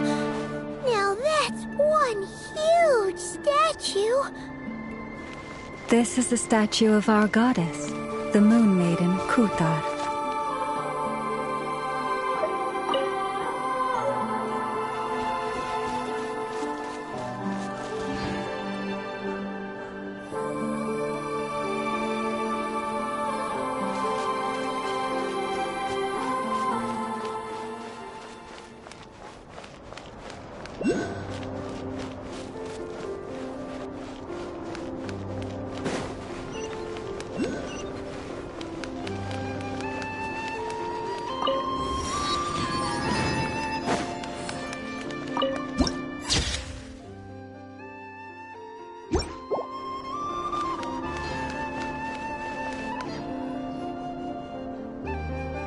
Wow! It's spectacular! Kuthar was born here on Hisi Island around 500 years ago. As it just so happened, a priestess of the Frost Moon Scions witnessed the moment of her birth. Instantly realizing that this was the prophesied rebirth, she quietly recorded the event and carved this statue to honor that miracle.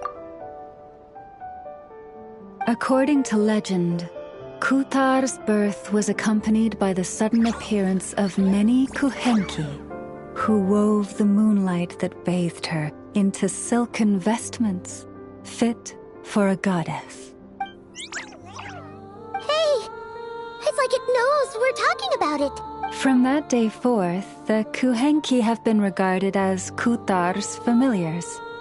Some believe that their habit of guiding travelers to hidden treasure stems from an instinct. The same one that not only drives them to protect the moon goddess, but also to make her smile. After all, according to the records, Kuthar always looked lonely as she gazed up at the distant moon. Kuthar left Hisi Island before I was even born. According to the previous moon chanter, the goddess was angered by our people's greed, and that is why she left us. Where did she go? No one knows what happened after she left. But just a few months ago, after those 2 ancient moon's remnants fell from the sky, she was spotted on Hisi Island once more. And the Fatui have been harassing and threatening us ever since. Judging from what they've said, our moon goddess is actually their missing harbinger, Columbina, the damselette. The damselette? But isn't she number 3 amongst the Fatui harbingers? So she's actually the moon goddess. Why would she join the Fatui then? That too is a question I've struggled with. But even at the best of times, understanding other people's choices is difficult, let alone those of a goddess. Plus, forgive me, there I go again, rambling on about our history. But you came here to ask about the sacred relic, didn't you? Honestly, Paimon's not sure which part she's more curious about now. Since ancient times, the Frost Moon Scions have had in our possession a special fragment of the ancient moon's remnants. A piece in which I sense a power unlike any other. Successive generations of moon chanters have all detected a divine presence within it. We call this unique remnant the Moon Marrow. We heard you can use it to see what happened in the past. What is it in particular that you seek from the past? Well, basically, to cut a long story short, the traveler here is actually from outside of Tibet. Oh.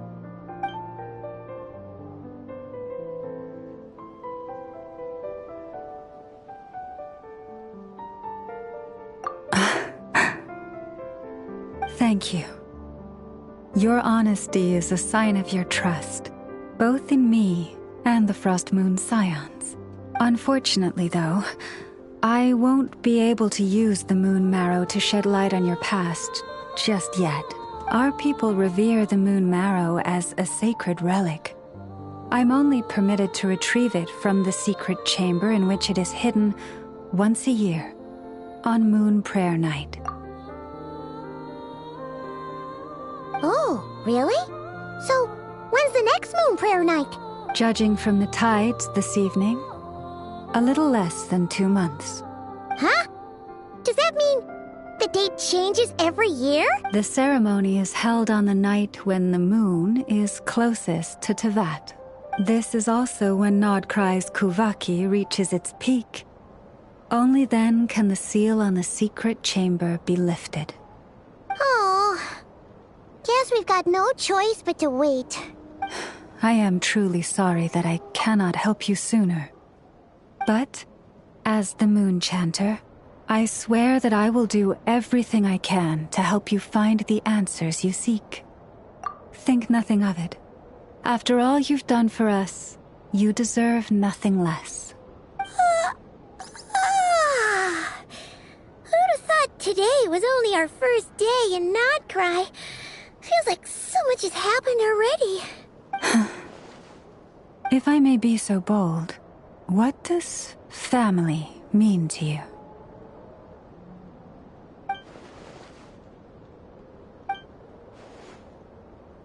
If you are aware of something, a secret that could hurt your family, would you be honest with them? Or try to hide it?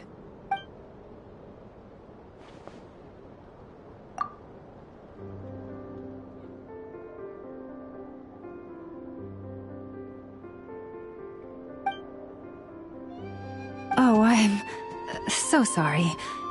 That was a strange question. I didn't mean to put you on the spot.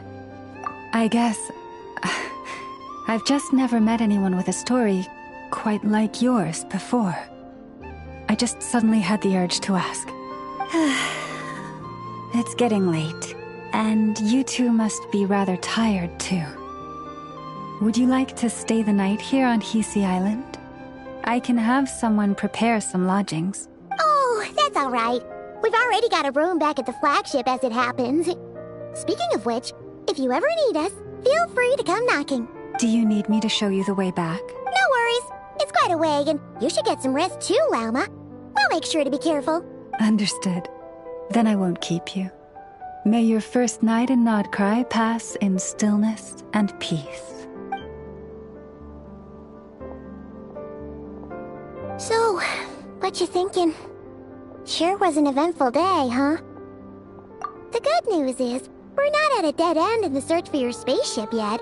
We can always learn more about this place while we wait. The usual drill, huh?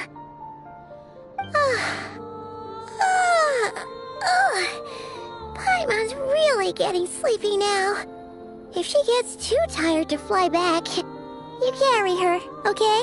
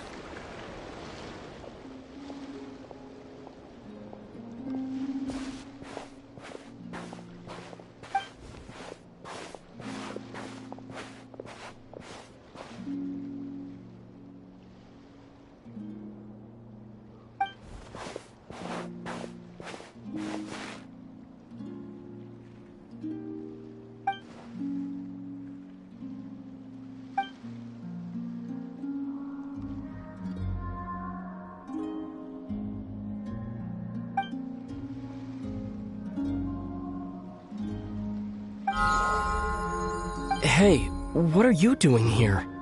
These flowers. I remember.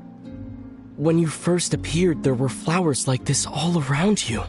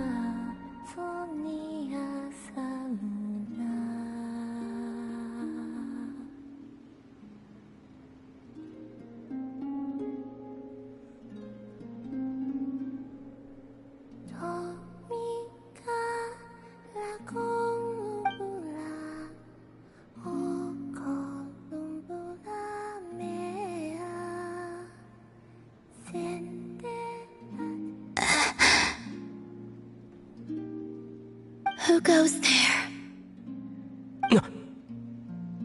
How did you get in here? I am but a passing traveler. I followed your song here. I'm very sorry if I've intruded. Akuhenki. She brought you here.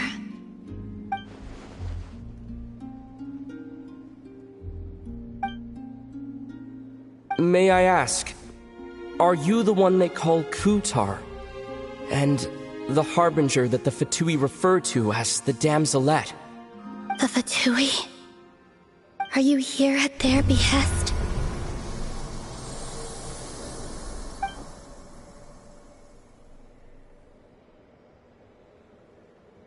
Please, don't get me wrong. I have no intention of doing anything for the Fatui. I just wanted to ask you about Krai and the moons. The moons? Do not believe in what you can see. What truly matters is what you cannot.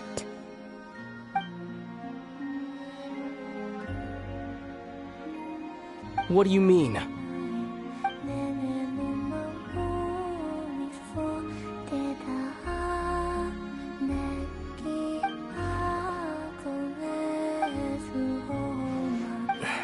Listen, I'm the Traveler.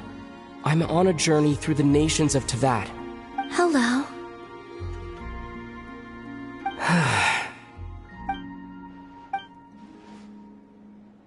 Could you tell me your name? Columbina. Kutar. The Damselette. The moon goddess. Pick whichever takes your fancy. I do not know my own name.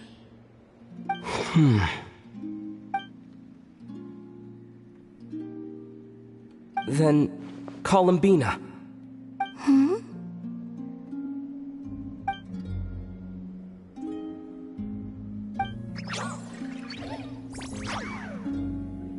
This Kuhenki, this Lanatar, did you bring her into being? Come here, little one.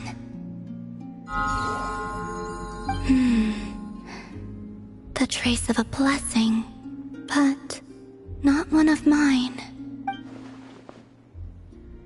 People always assume I can do many things. Assume I have done many things. But I haven't. All I ever wanted was to.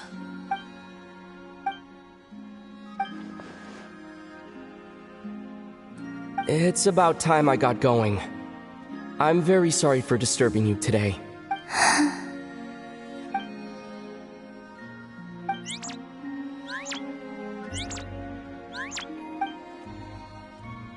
Columbina, that Kuhenki. Oh, you're leaving?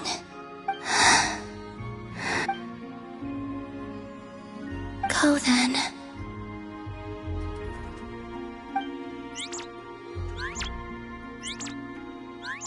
Goodbye. Take care. The moon can be treacherous.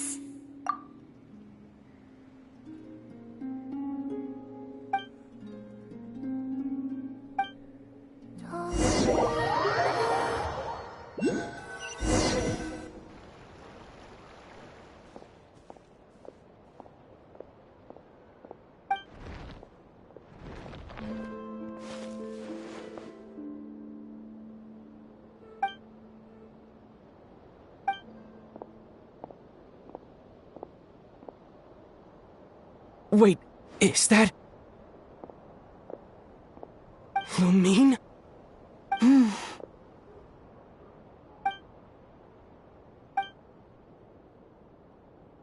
Lumine!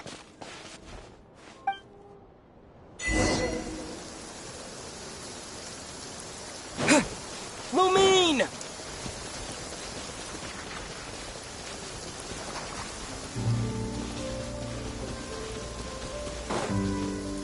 Lumine! Ether, it's you. Why are you here on Hisi Island? If I told you I was here in search of the Frost Moon Scion's sacred relic, what would you think? Huh?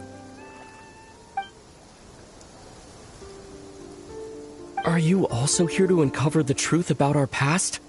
That's right. What happened to us in the past how we came to Tevat, why our spaceship crashed here. There are things I want to know too. But I'm not about to sit around waiting for another 2 months to find out. Wait! Wait? But I still have unfinished business.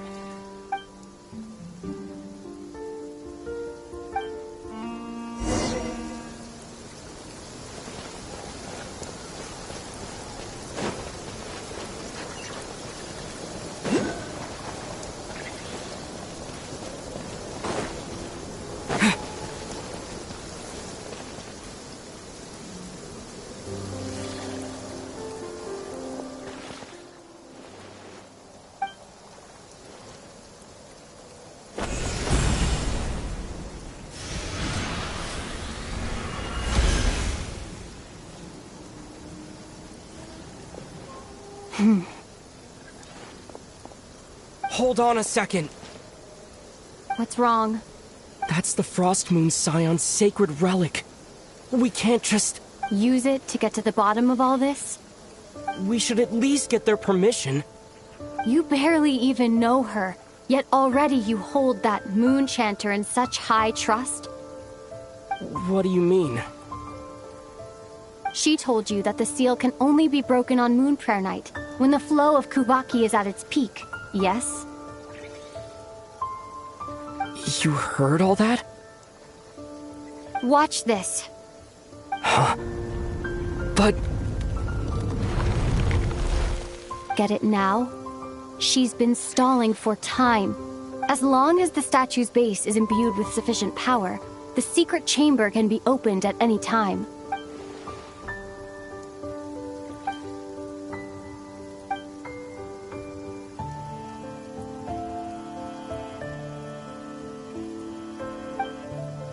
Is it such a sin when I don't put all my cards on the table for you, but not when someone else is doing it? It's not like that. Is it? Lumine, you've got it all wrong. This whole time, I've wanted to ask you, what happened to make you like this? I admit, I've been having trouble accepting it, but after all this time apart, I've finally come to terms with who you are. Willful side and all. I trust you. I still do. Through all the worlds we've traveled, you've always been there by my side. If there are things you can't explain yet, I can wait while the journey goes on. I'll wait as long as it takes. Until the day you're ready to talk. Ether.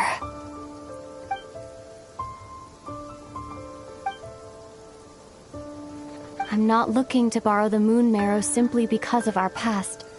It holds answers about the very origins of Tevat. I've always believed that if you want the truth, you have to see the whole story for yourself. I'm not asking you to trust me, Ether. Just don't try and stop me. If this choice weighs on your heart, then let me go in alone. Forget this meeting ever took place. Bit late for that now. But maybe this is the chance I've been waiting for all along, even if it fades with the morning light. I want to go with you. You sure? Yeah. Then let's go. Lumine. It's been ages since we went on an adventure together. I can't wait. Really? You think I'd lie to my big bro?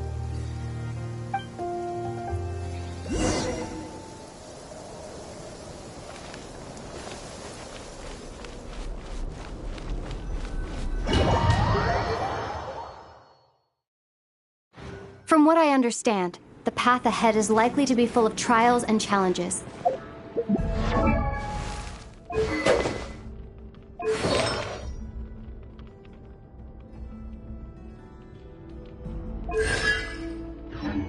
A deterrence against intruders, and a test for those who truly seek entrance. I doubt the two of us will have any problems. I agree. Still, if we get separated, things could get tricky. Best we move together and watch each other's backs. Even the sound of your footsteps takes me right back. As a warrior, as a traveler, as my big brother.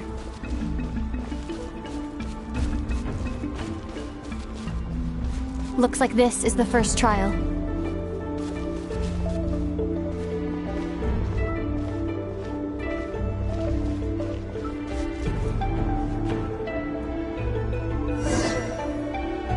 Ether, do you understand how Kuvaki works? How it exacts force through push and pull? Okay, I'll leave it to you then.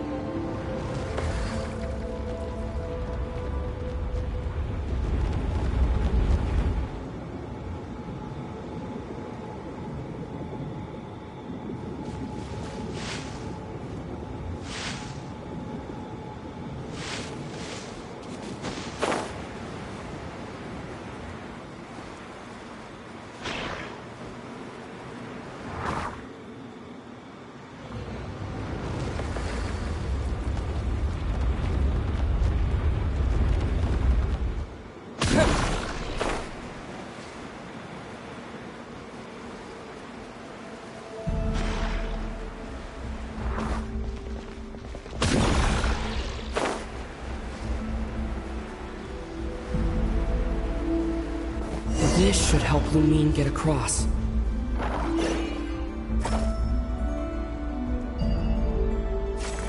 Lumine!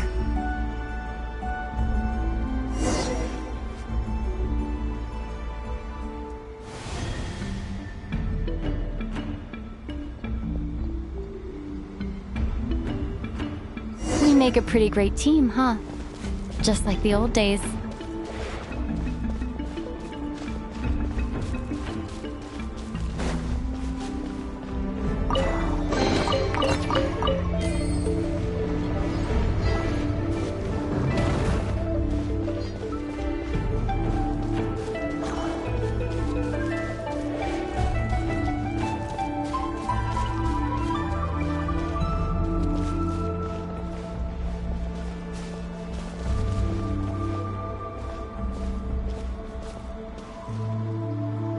A wide open space.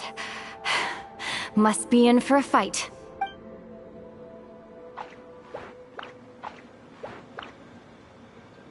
Was that it? What a letdown.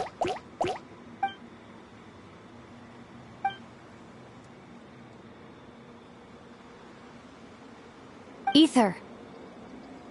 What is it? Why are you looking at me like that? Those enemies were weak, were they not? Maybe it's because the trial's only just begun. Actually, I've got an idea. Why don't we have ourselves a little friendly competition? Let's see if your journey has made you rusty. You're on.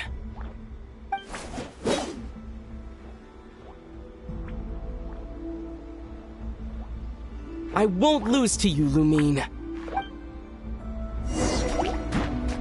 If memory serves, I used to come out on top more often than not.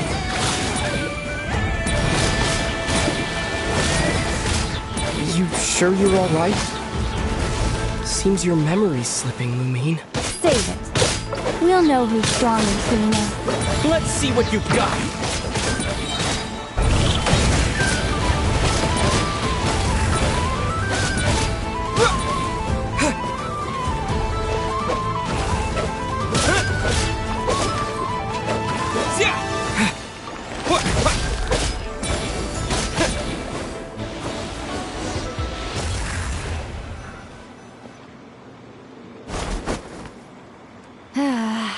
Fine.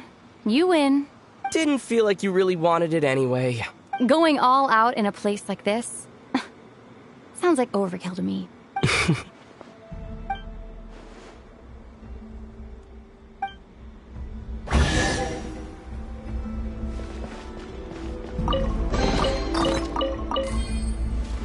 Let's keep moving.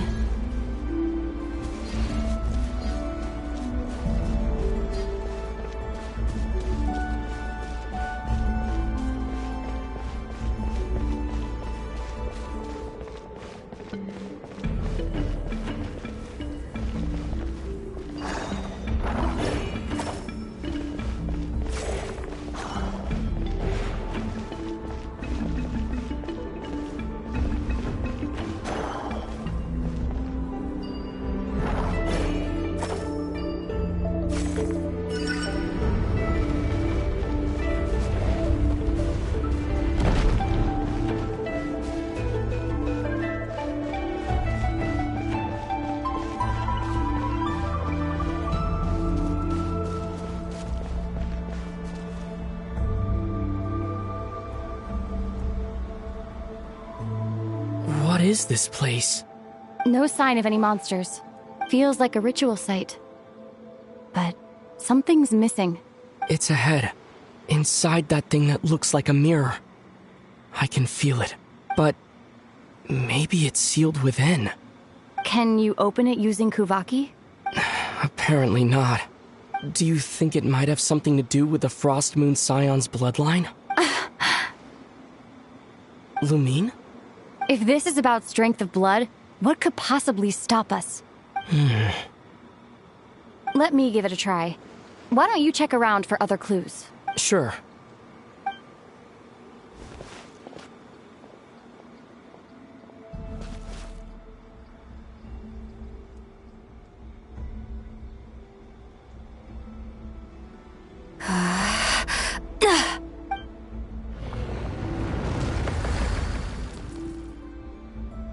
Found it. This should do the trick. Okay.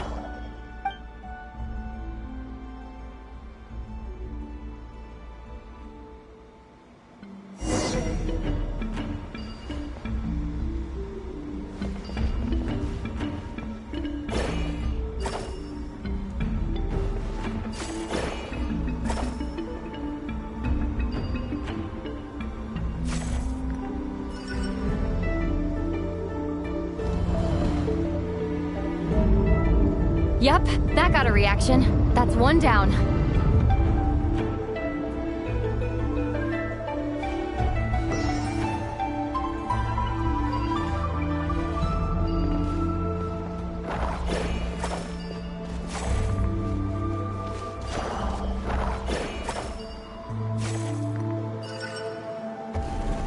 Nicely done.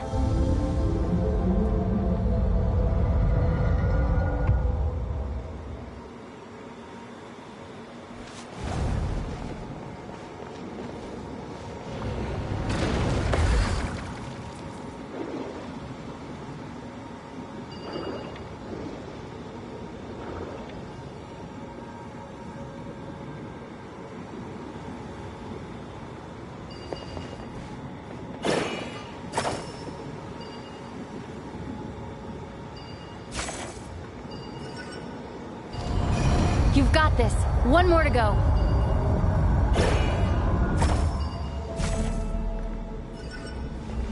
Good work, Ether.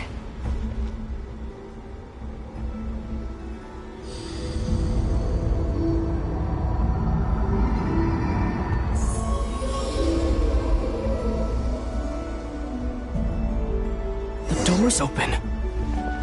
Come. We must be close.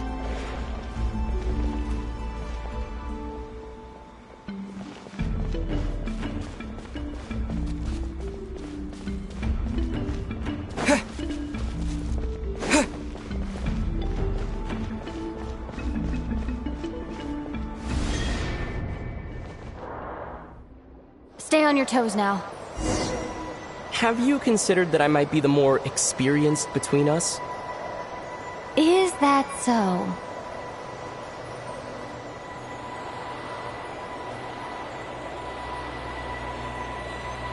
So, will you be heading off again after we're done here? Maybe, maybe not. Another cryptic response. Don't worry about things that haven't happened yet.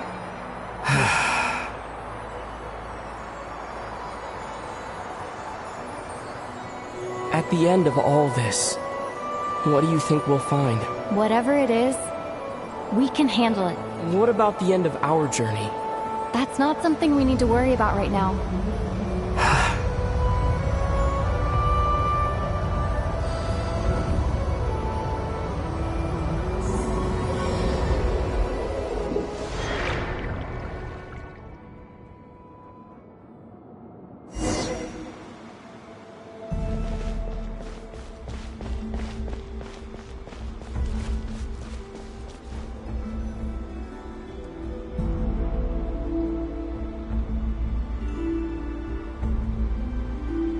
Looks like the final trial is just up ahead. Ready for battle? When have I ever not been? What's wrong? Going on an adventure with you, side by side? It's been so exciting.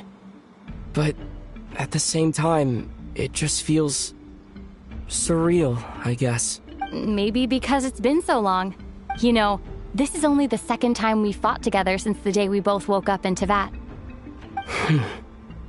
Maybe that's it.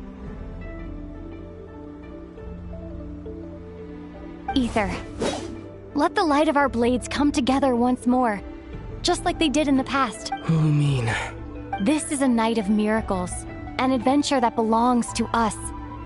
Let's not weigh it down with worries and regrets. This is our adventure.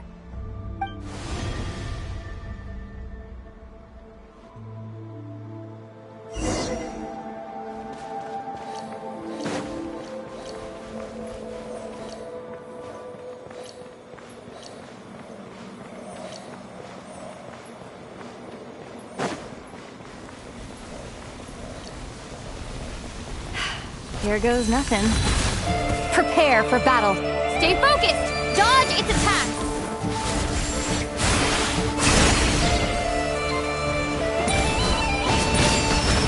Don't forget to heal yourself!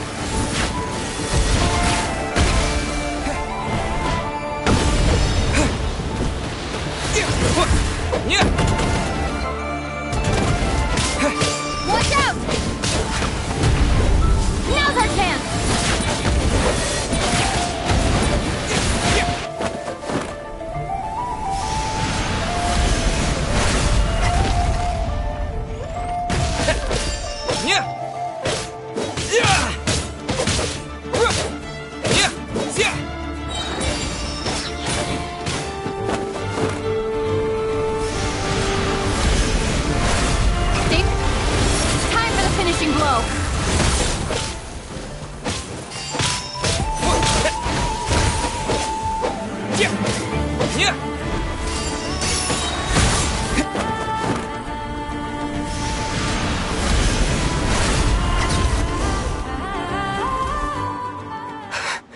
It's over.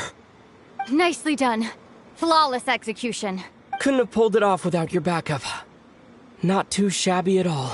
As for what you were saying, yes, I should have come to see you earlier. Or at the very least... Spent more time with me going on adventures like this. Something like that. Instead of just running off and expecting you to follow my trail.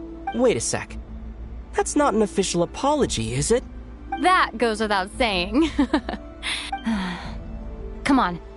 Time to claim the treasure we came for.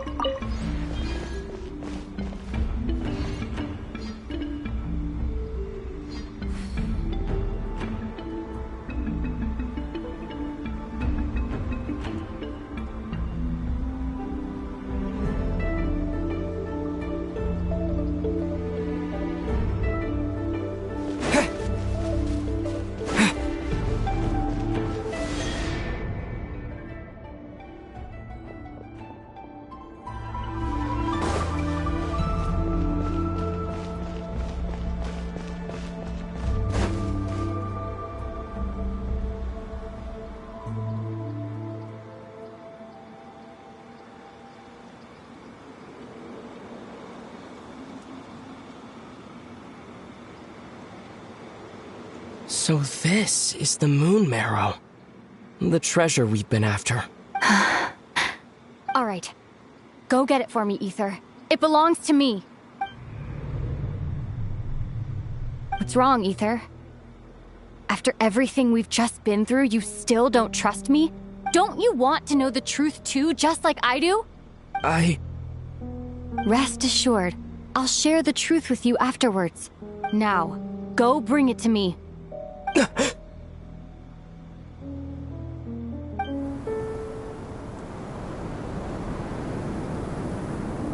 What's going on? Where did this fog come from? Lumine!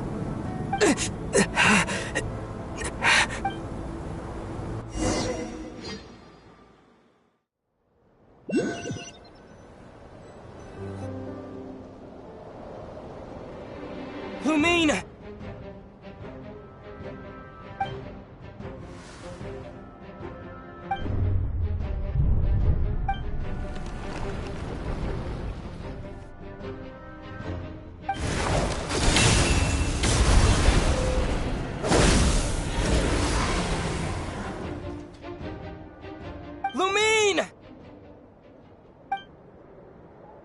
Huh? What are you doing here? Yes, we ran into each other at the flagship this afternoon. I'm honored you still remember. Are you looking for something here?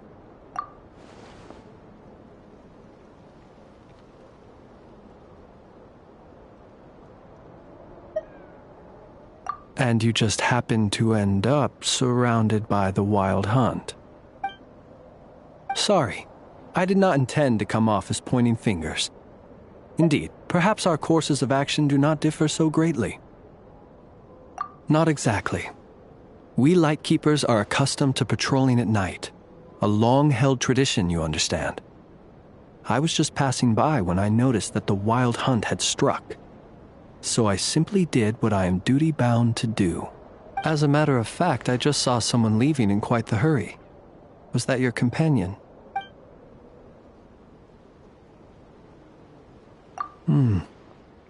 Perhaps I should take my leave now. After all, my patrol isn't over yet. Krai is a dangerous place to be at night. I'd advise that you head back soon as well.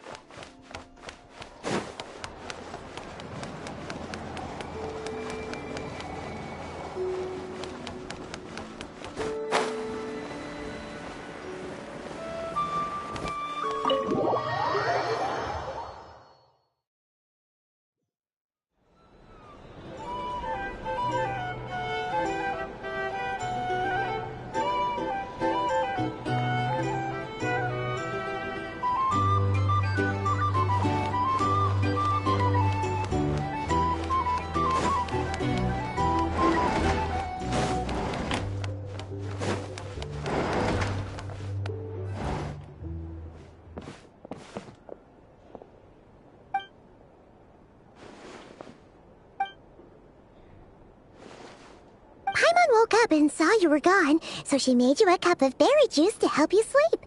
Her own secret recipe. When you get back, drink it up and go get yourself some rest.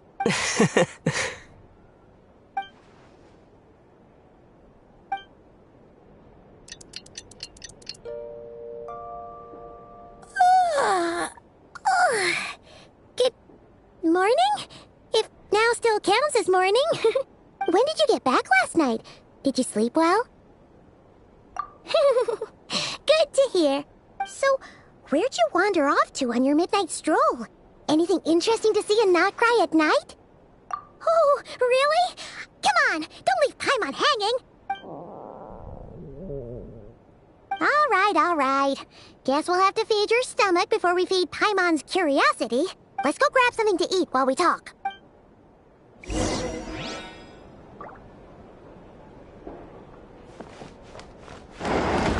So noisy here. Back in my day, we'd...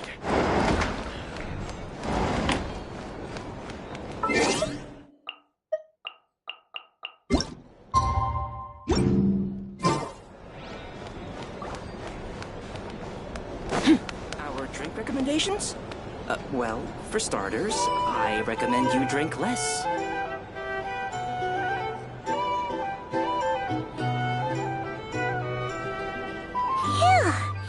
This is just the best, huh? Free food, free lodgings. This bark is friend for life material, that's for sure. Hey, did you hear what happened? Hear about what? You know, all that commotion over at the Frost Moon Scions. Crazy, huh? Huh? What happened? See what I mean? Completely oblivious to what's going on around you. The sacred relic of theirs. It's been stolen. Hey, slow down. Paimon knows you're hungry, but you don't have to worry about her stealing your food. At least not today. What? Was it those Fatui? No idea, but the news has already spread right through Nasha Town. What did their high priestess... what did they call her again? The moon... something... Anyway, what did she say about it? What could she say? She's the one who discovered it was missing. She was in Nasha Town first thing this morning, hoping to launch a joint investigation with the Voynich Guild. Whoa! Did you hear that? Lauma and the others, their sacred relic's been stolen! Who in Tivat would even have the nerve? Paimon bets it was that bunch of good-for-nothing, rule-breaking, troublemaking Fatui!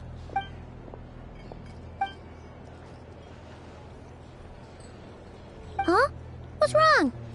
You feeling okay? A joint investigation? Good luck getting any takers. Unless there's some reward or a business opportunity to sweeten the deal.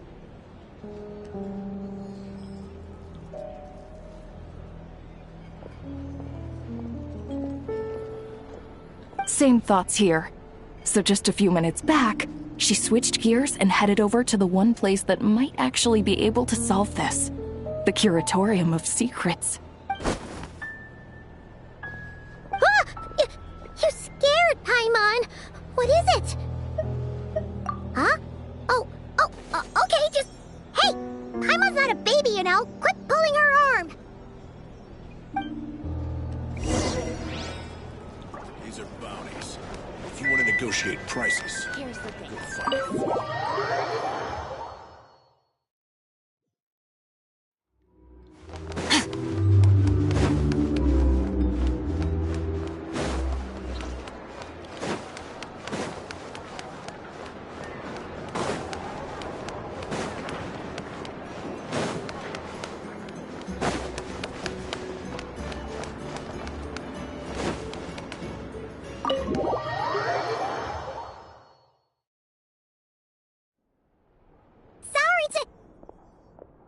Huh? There's no one here. But didn't they just say Lauma came this way a few minutes ago? No one except for a cat watching over the front desk. Excuse... meow? Are we supposed to check in here? No idea what that means. Is this Lauma's personal receptionist or something? Pretty sure she'd be the only person who could actually understand it.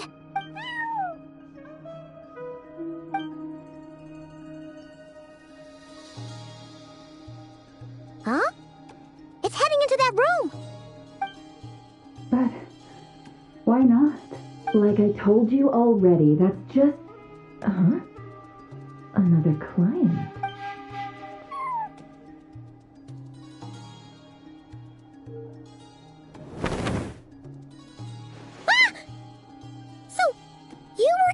Room the whole time? Something I can do for you? Traveler. Paimon. Oh, you're acquainted then? Yes. They visited Hisi Island yesterday. We had dinner together. Allow me to introduce you. Traveler, Paimon. This is Nefer, boss of the Curatorium of Secrets.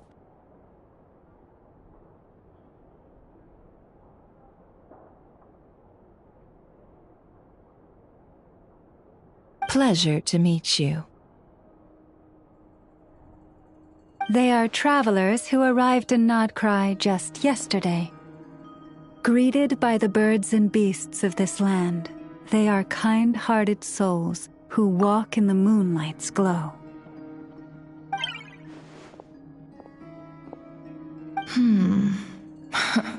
Interesting.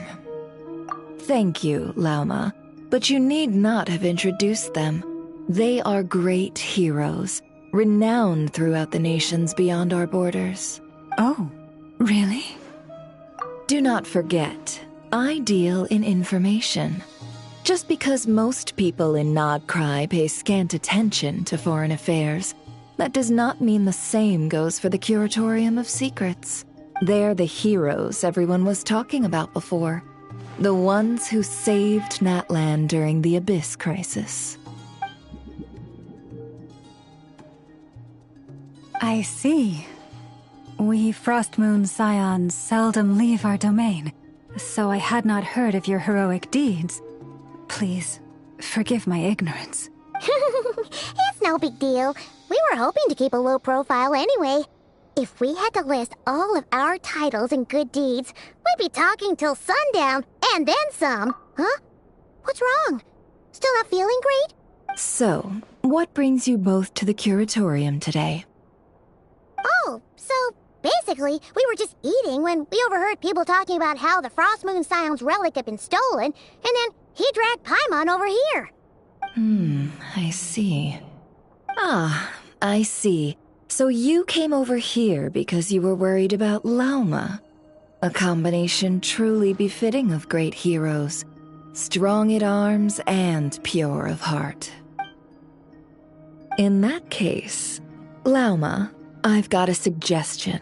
Why not ask these battle-hardened heroes to take the commission for you? Honestly, it's a little beyond the means of such a modest establishment as ours. Your modest establishment? Unable to handle a commission? You just don't want to take it, do you? You're right. I do not. What kind of commission is this? Surely it's not to recover your stolen relic? Yes, that is it. Recovering the relic is both my duty as a moon chanter and a step toward fulfilling the promise I made the Traveler, to help uncover the truth of the past. But Nefer has already declined our commission multiple times, and yet, just as it always has, the moon will continue to illuminate the sky above the Curatorium. Come night or day, may the moon goddess keep you. Enough of that.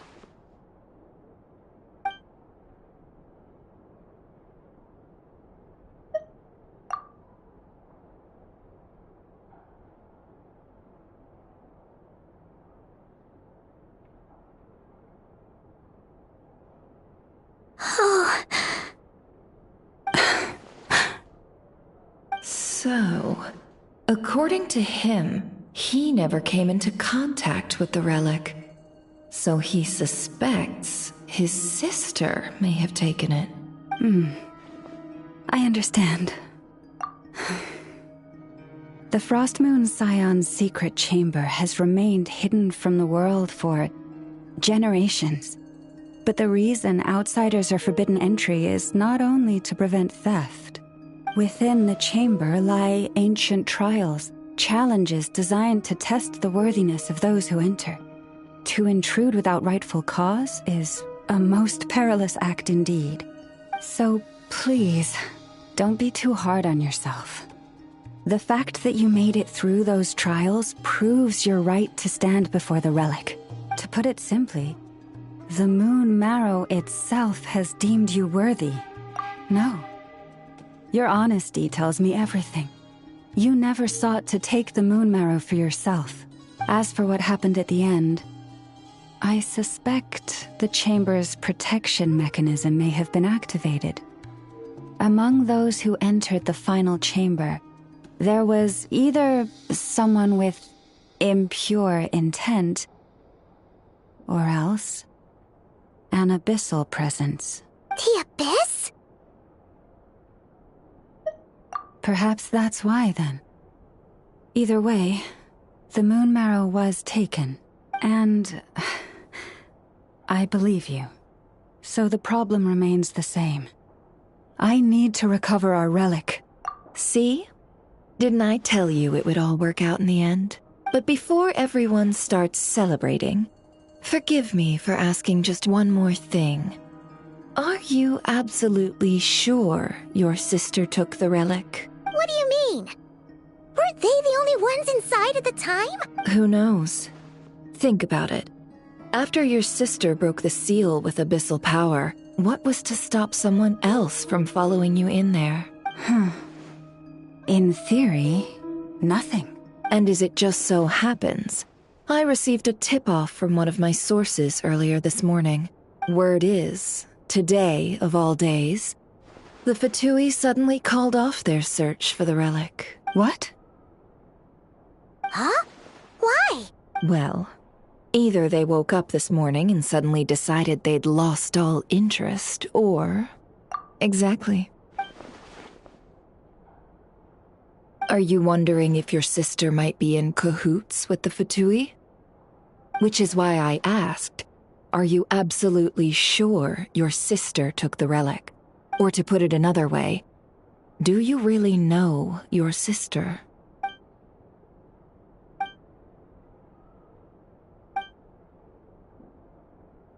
In other words, it's highly likely that the Fatui already have the moon marrow. So, basically, all we need to do is find our way into that Fatui research facility, and we should be able to get to the bottom of this, right? Congratulations, you've found your answer. Looks like the curatorium won't need to lift a finger this time. Well, Lauma, there we are. On behalf of our long-standing cooperation and the great hero by your side, I'll waive your consultation fee. But just this once. You're really not planning on helping us? I think I've helped more than enough already. If we're to stand any chance of infiltrating that facility, we'll need the help of a specialist. Just so you don't get the wrong idea, let me make myself crystal clear.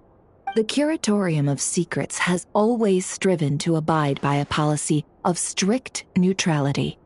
We do not take sides with any faction in Krai. I cannot help the leader of the Frostmoon Scions sneak into a Fatui facility. That would make me their enemy. When one of their harbingers asked me to help them infiltrate your territory, I gave them the same answer. No. All right. I understand. But I do have one final request. I promise it's my last. It had better be. No matter who it is, I want you to help us persuade the next person who walks through that door to join us.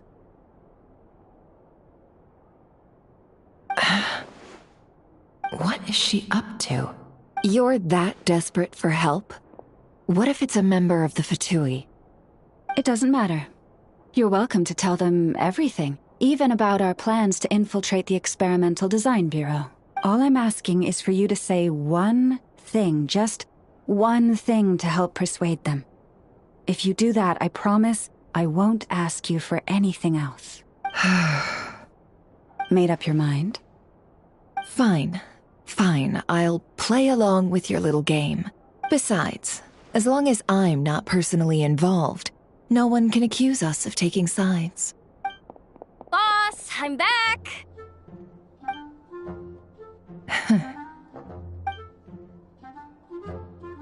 You won't believe the luck I've been having today. Remember you sent me to find that runaway cat, yeah? And you said I'd only be back after dark? Well, guess what? Right after I left the house, this big ibis flew over and the missing cat was right in its claws. And once it got close, it loosened its grip and...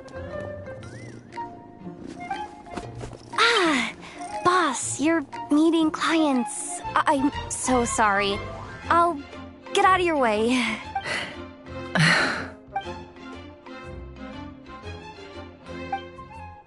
Yehoda, dear, come here. Huh? Me? Is something the matter? Oh, hi there. My dear Yehoda, I have a request. Yikes! Why does the boss sound so scary? Did I do something wrong? Would you be so kind as to accompany these 3 delightful clients of ours and help them infiltrate the Fatui's Kuvaki Experimental Design Bureau? What is going on here? Boss usually just says things like, hey, go do this, or you, go take care of that. Why is she being so scarily polite? And wait a sec, the Fatui's research facility? That's basically a death sentence. Made your mind up yet, my dear?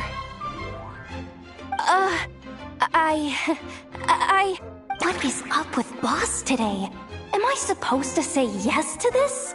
Or maybe it's because the mission's too risky, so she's actually looking out for me?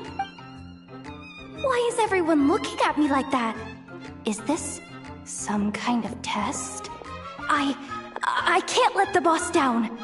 Can I? Have you made up your mind?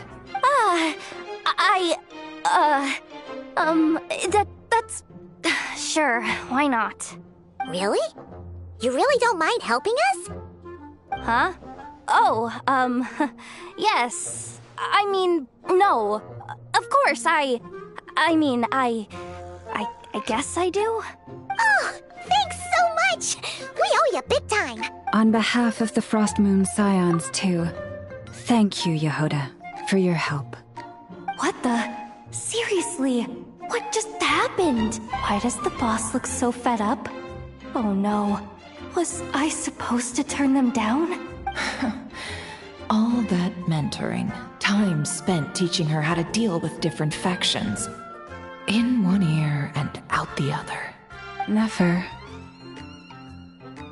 You got what you wanted. You promised that was it. I know this goes against your principles. I won't forget the favor. Trying to get me to change my mind now? Of course not. I just wanted to say thank you. So, thank you. Oh. Yehoda, we'll leave the planning to you. Let's discuss the details elsewhere. Huh? Oh, okay. What have I gotten myself into? Oh, by the way, Yehoda, before you go... What is it, boss? You're fired. Huh? Effective immediately. As in, this exact moment. The curatorium will take you back, of course, but only once you've completed this commission for our 3 clients. What? Is there some issue? Well, here's the upside. Without me taking a cut from your commission, you'll earn more. Seriously? Can someone explain what's going on here?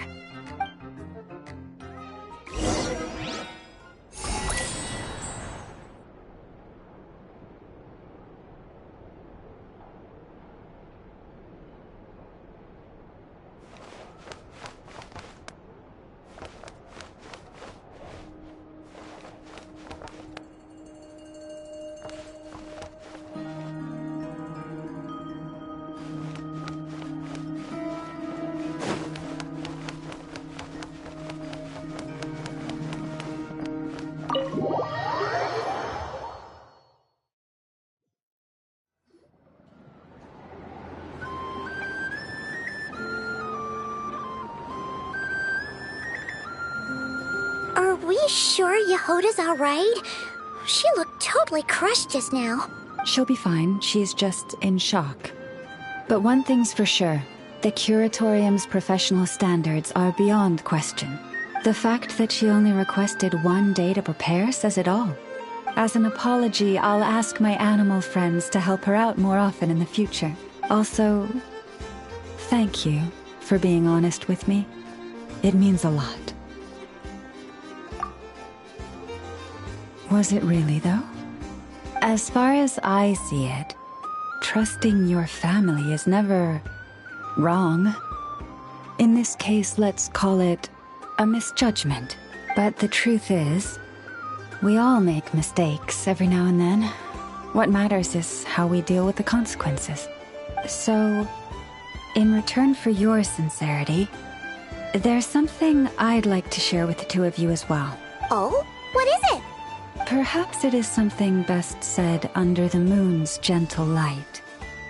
Would the 2 of you meet me on Hisi Island tonight? Oh, it does sound important. You're right, there's too many people here. Somewhere quieter makes a lot more sense. Thank you both for understanding. Then let us meet beneath the moonlight.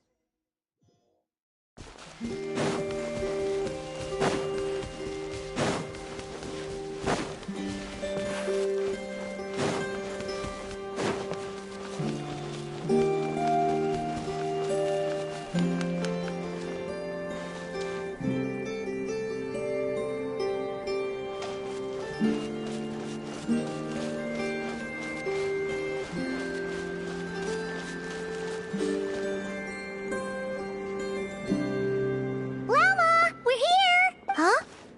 Llama, are you praying? I am indeed.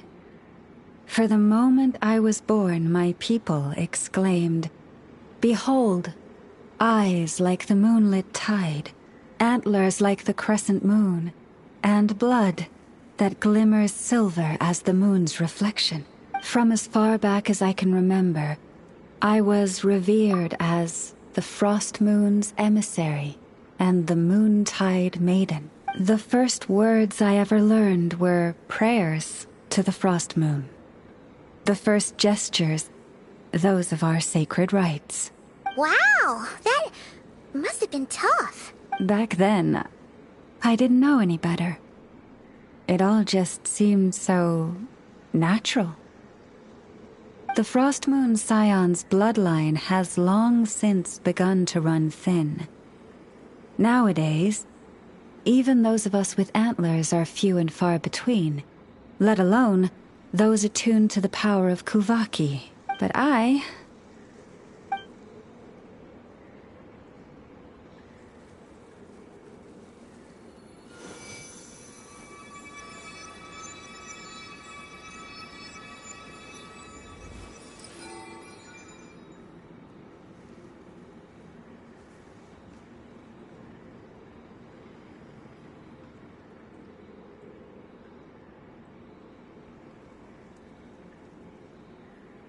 Whoa! Your antlers are so pretty. They say it's an extraordinarily rare condition. Once in a century, if that. I am unusually sensitive to the moonlight, as well as to the Kuvaki's ebb and flow. As a child, I could barely sleep because of it.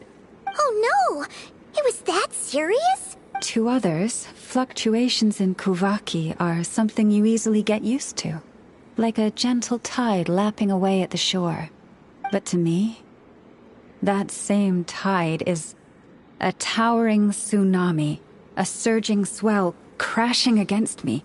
Of course, as the years went by, I learned how to suppress my senses and my power, enough to keep it all from overwhelming me.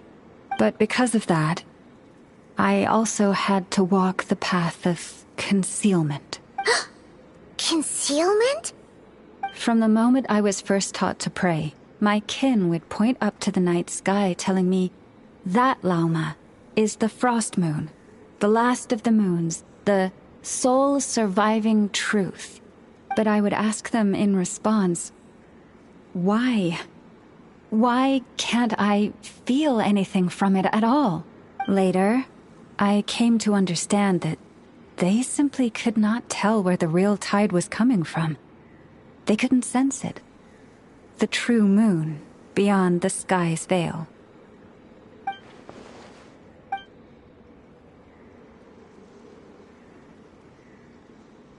The moon is false. I reached that conclusion long ago, but there was no one I could tell, not a single soul. At least, not until now. Am I the one who's wrong? Is it the moon that is false, or my own senses? I asked myself such questions time and time again.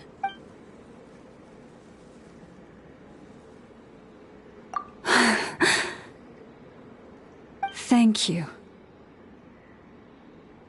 When you called yourself a descender, I had a feeling you might be able to confirm what I had always suspected. And now that you have, it's exactly as I imagined. I feel relieved. Oh, Paimon kinda gets why you couldn't tell anyone now. It's not easy to change people's minds on something they've believed for hundreds of years. That's what I meant by concealment. I knew too much, so I had no choice but to keep my people in the dark. Every prayer I offer feels like a lie to keep myself going.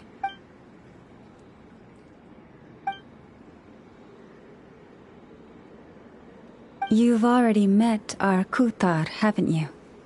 Huh? When was that? And more importantly, when were you planning on telling Paimon? Ah, no wonder. What did you think of her?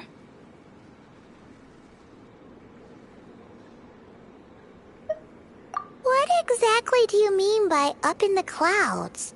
I understand what you mean. She is quite indifferent to the world outside herself. But I find it hard to hold that against her. Yes, it was shortly after the fall of the ancient moon's remnants. I asked her what the Frost Moon Scions meant to her, and why she left in the first place. Yeah? So, why did she? Perhaps it's better if you ask her yourselves. Things tend to get lost in translation when you speak on someone's behalf. What I can say for certain is this. Even when I had no one to confide in, I still had a family. I still had the Frost Moon Scions. But that girl, born beneath the moonlight, perhaps she's never felt she had either. The truth is, though, she might have had it all, if only the Frost Moon Scions hadn't let her down.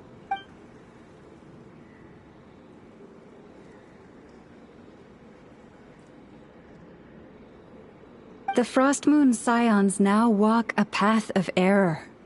They offer their prayers to a false moon, and to a goddess who can no longer answer them. I want to change all that. But with the Fatui closing in on us day by day, the Frost Moon Scions must stand united, now more than ever.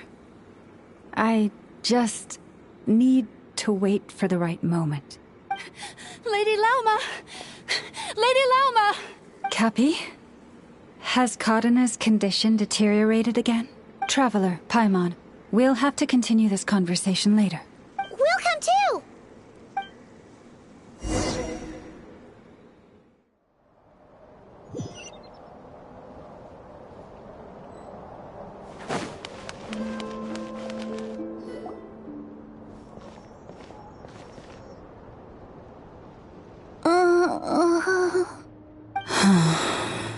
Why? Did I do something wrong? I've been praying to the moon goddess every day. Why isn't she getting any better? Cappy, I need you to wait outside. I'm about to start her treatment.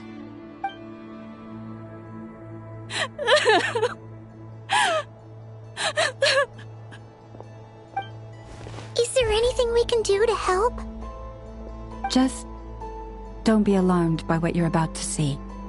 And please, don't let her mother see it.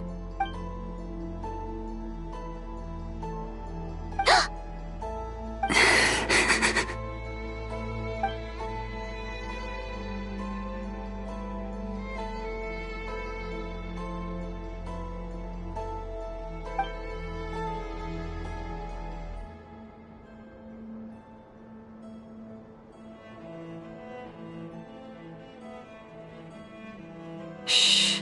Please. Help me keep this a secret. She looks much better now. But, Lauma, was that? A medicine prescribed by a local doctor. For ordinary people, my blood has the power to counteract any adverse reactions to Kuvaki.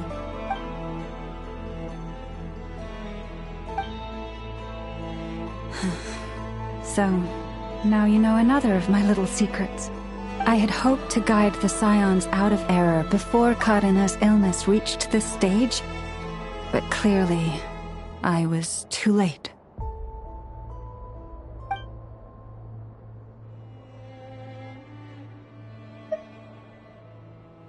My life is as hidden from sight as the far side of the moon.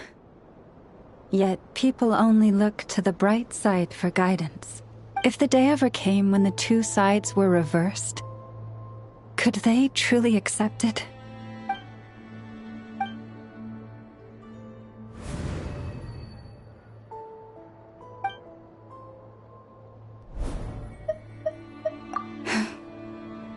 say that puts my heart at ease. Mm-hmm. And if there's anything we can do to help the Frost Moon Scions, just let us know. Our priority right now is reclaiming our relic from the Fatui. But I now understand that the day I will tell everyone the truth is no longer far off.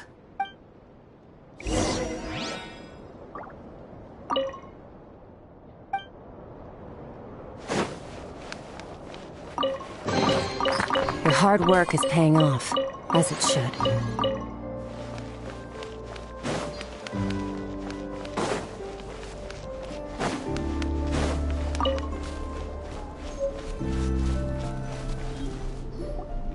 Wow! Paimon would never have guessed Lauma had all that bottled up inside. Hey! Watch your step! Ah! What's wrong? Oh, you scared Paimon. You scared me there too. Almost stepped right into one of my traps. A trap? Why would you leave a trap somewhere like this? Well, it's not like this is a main path. And besides, we Frost Moon Scions would recognize it instantly. Alright. You don't seem like you're with the Fatui, so I guess there's no harm telling you. Lauma asked me to set up these traps to keep the Fatui at bay. Oh! Come to think of it, their 3-day ultimatum is almost up now. Yes. Hopefully they'll back off when they realize we won't go down without a fight. Oh, you've done a lot for the Frost Moon Scions too, just like Lauma. Philomena? It's nothing. I was just wondering if any of this is really worth it. What do you mean? Our people. So many are stubborn, stuck in their ways, clinging to a truth they refuse to even question. Do they really deserve everything Lauma's doing for them? Afraid. Huh. I suppose. Maybe you're right. No. I shouldn't be saying this. Just forget it, okay? Bye. Huh? Why did I say all that? Or really, why am I still doing any of this? Either way, this will be my final night with the Frost Moon Scions. Wow, she sure took off fast. So, are we heading back to the flagship for a break, or what? Wait, you're not thinking of visiting that damselette up in Cloud Cuckoo Land, are you? Huh, given who she is, pushing her won't get us anywhere. Hey, why don't we... Let's bring her something tasty. If she doesn't want to talk, we'll have to win her over with food. Hey, no harm in trying. At the very least, it shows we're trying to be friendly. Let's see. How about Ineffa's 9.12 out of 10 berries and fried meat, the Frost Moon Scion's boon of the day, and one of your signature dishes. Your choice. Should be a good mix of meat and veggies. There's bound to be something she likes.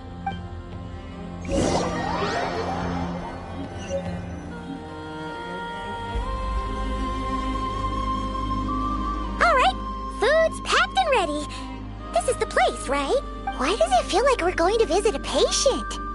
Oh, no. Take this seriously, Paimon.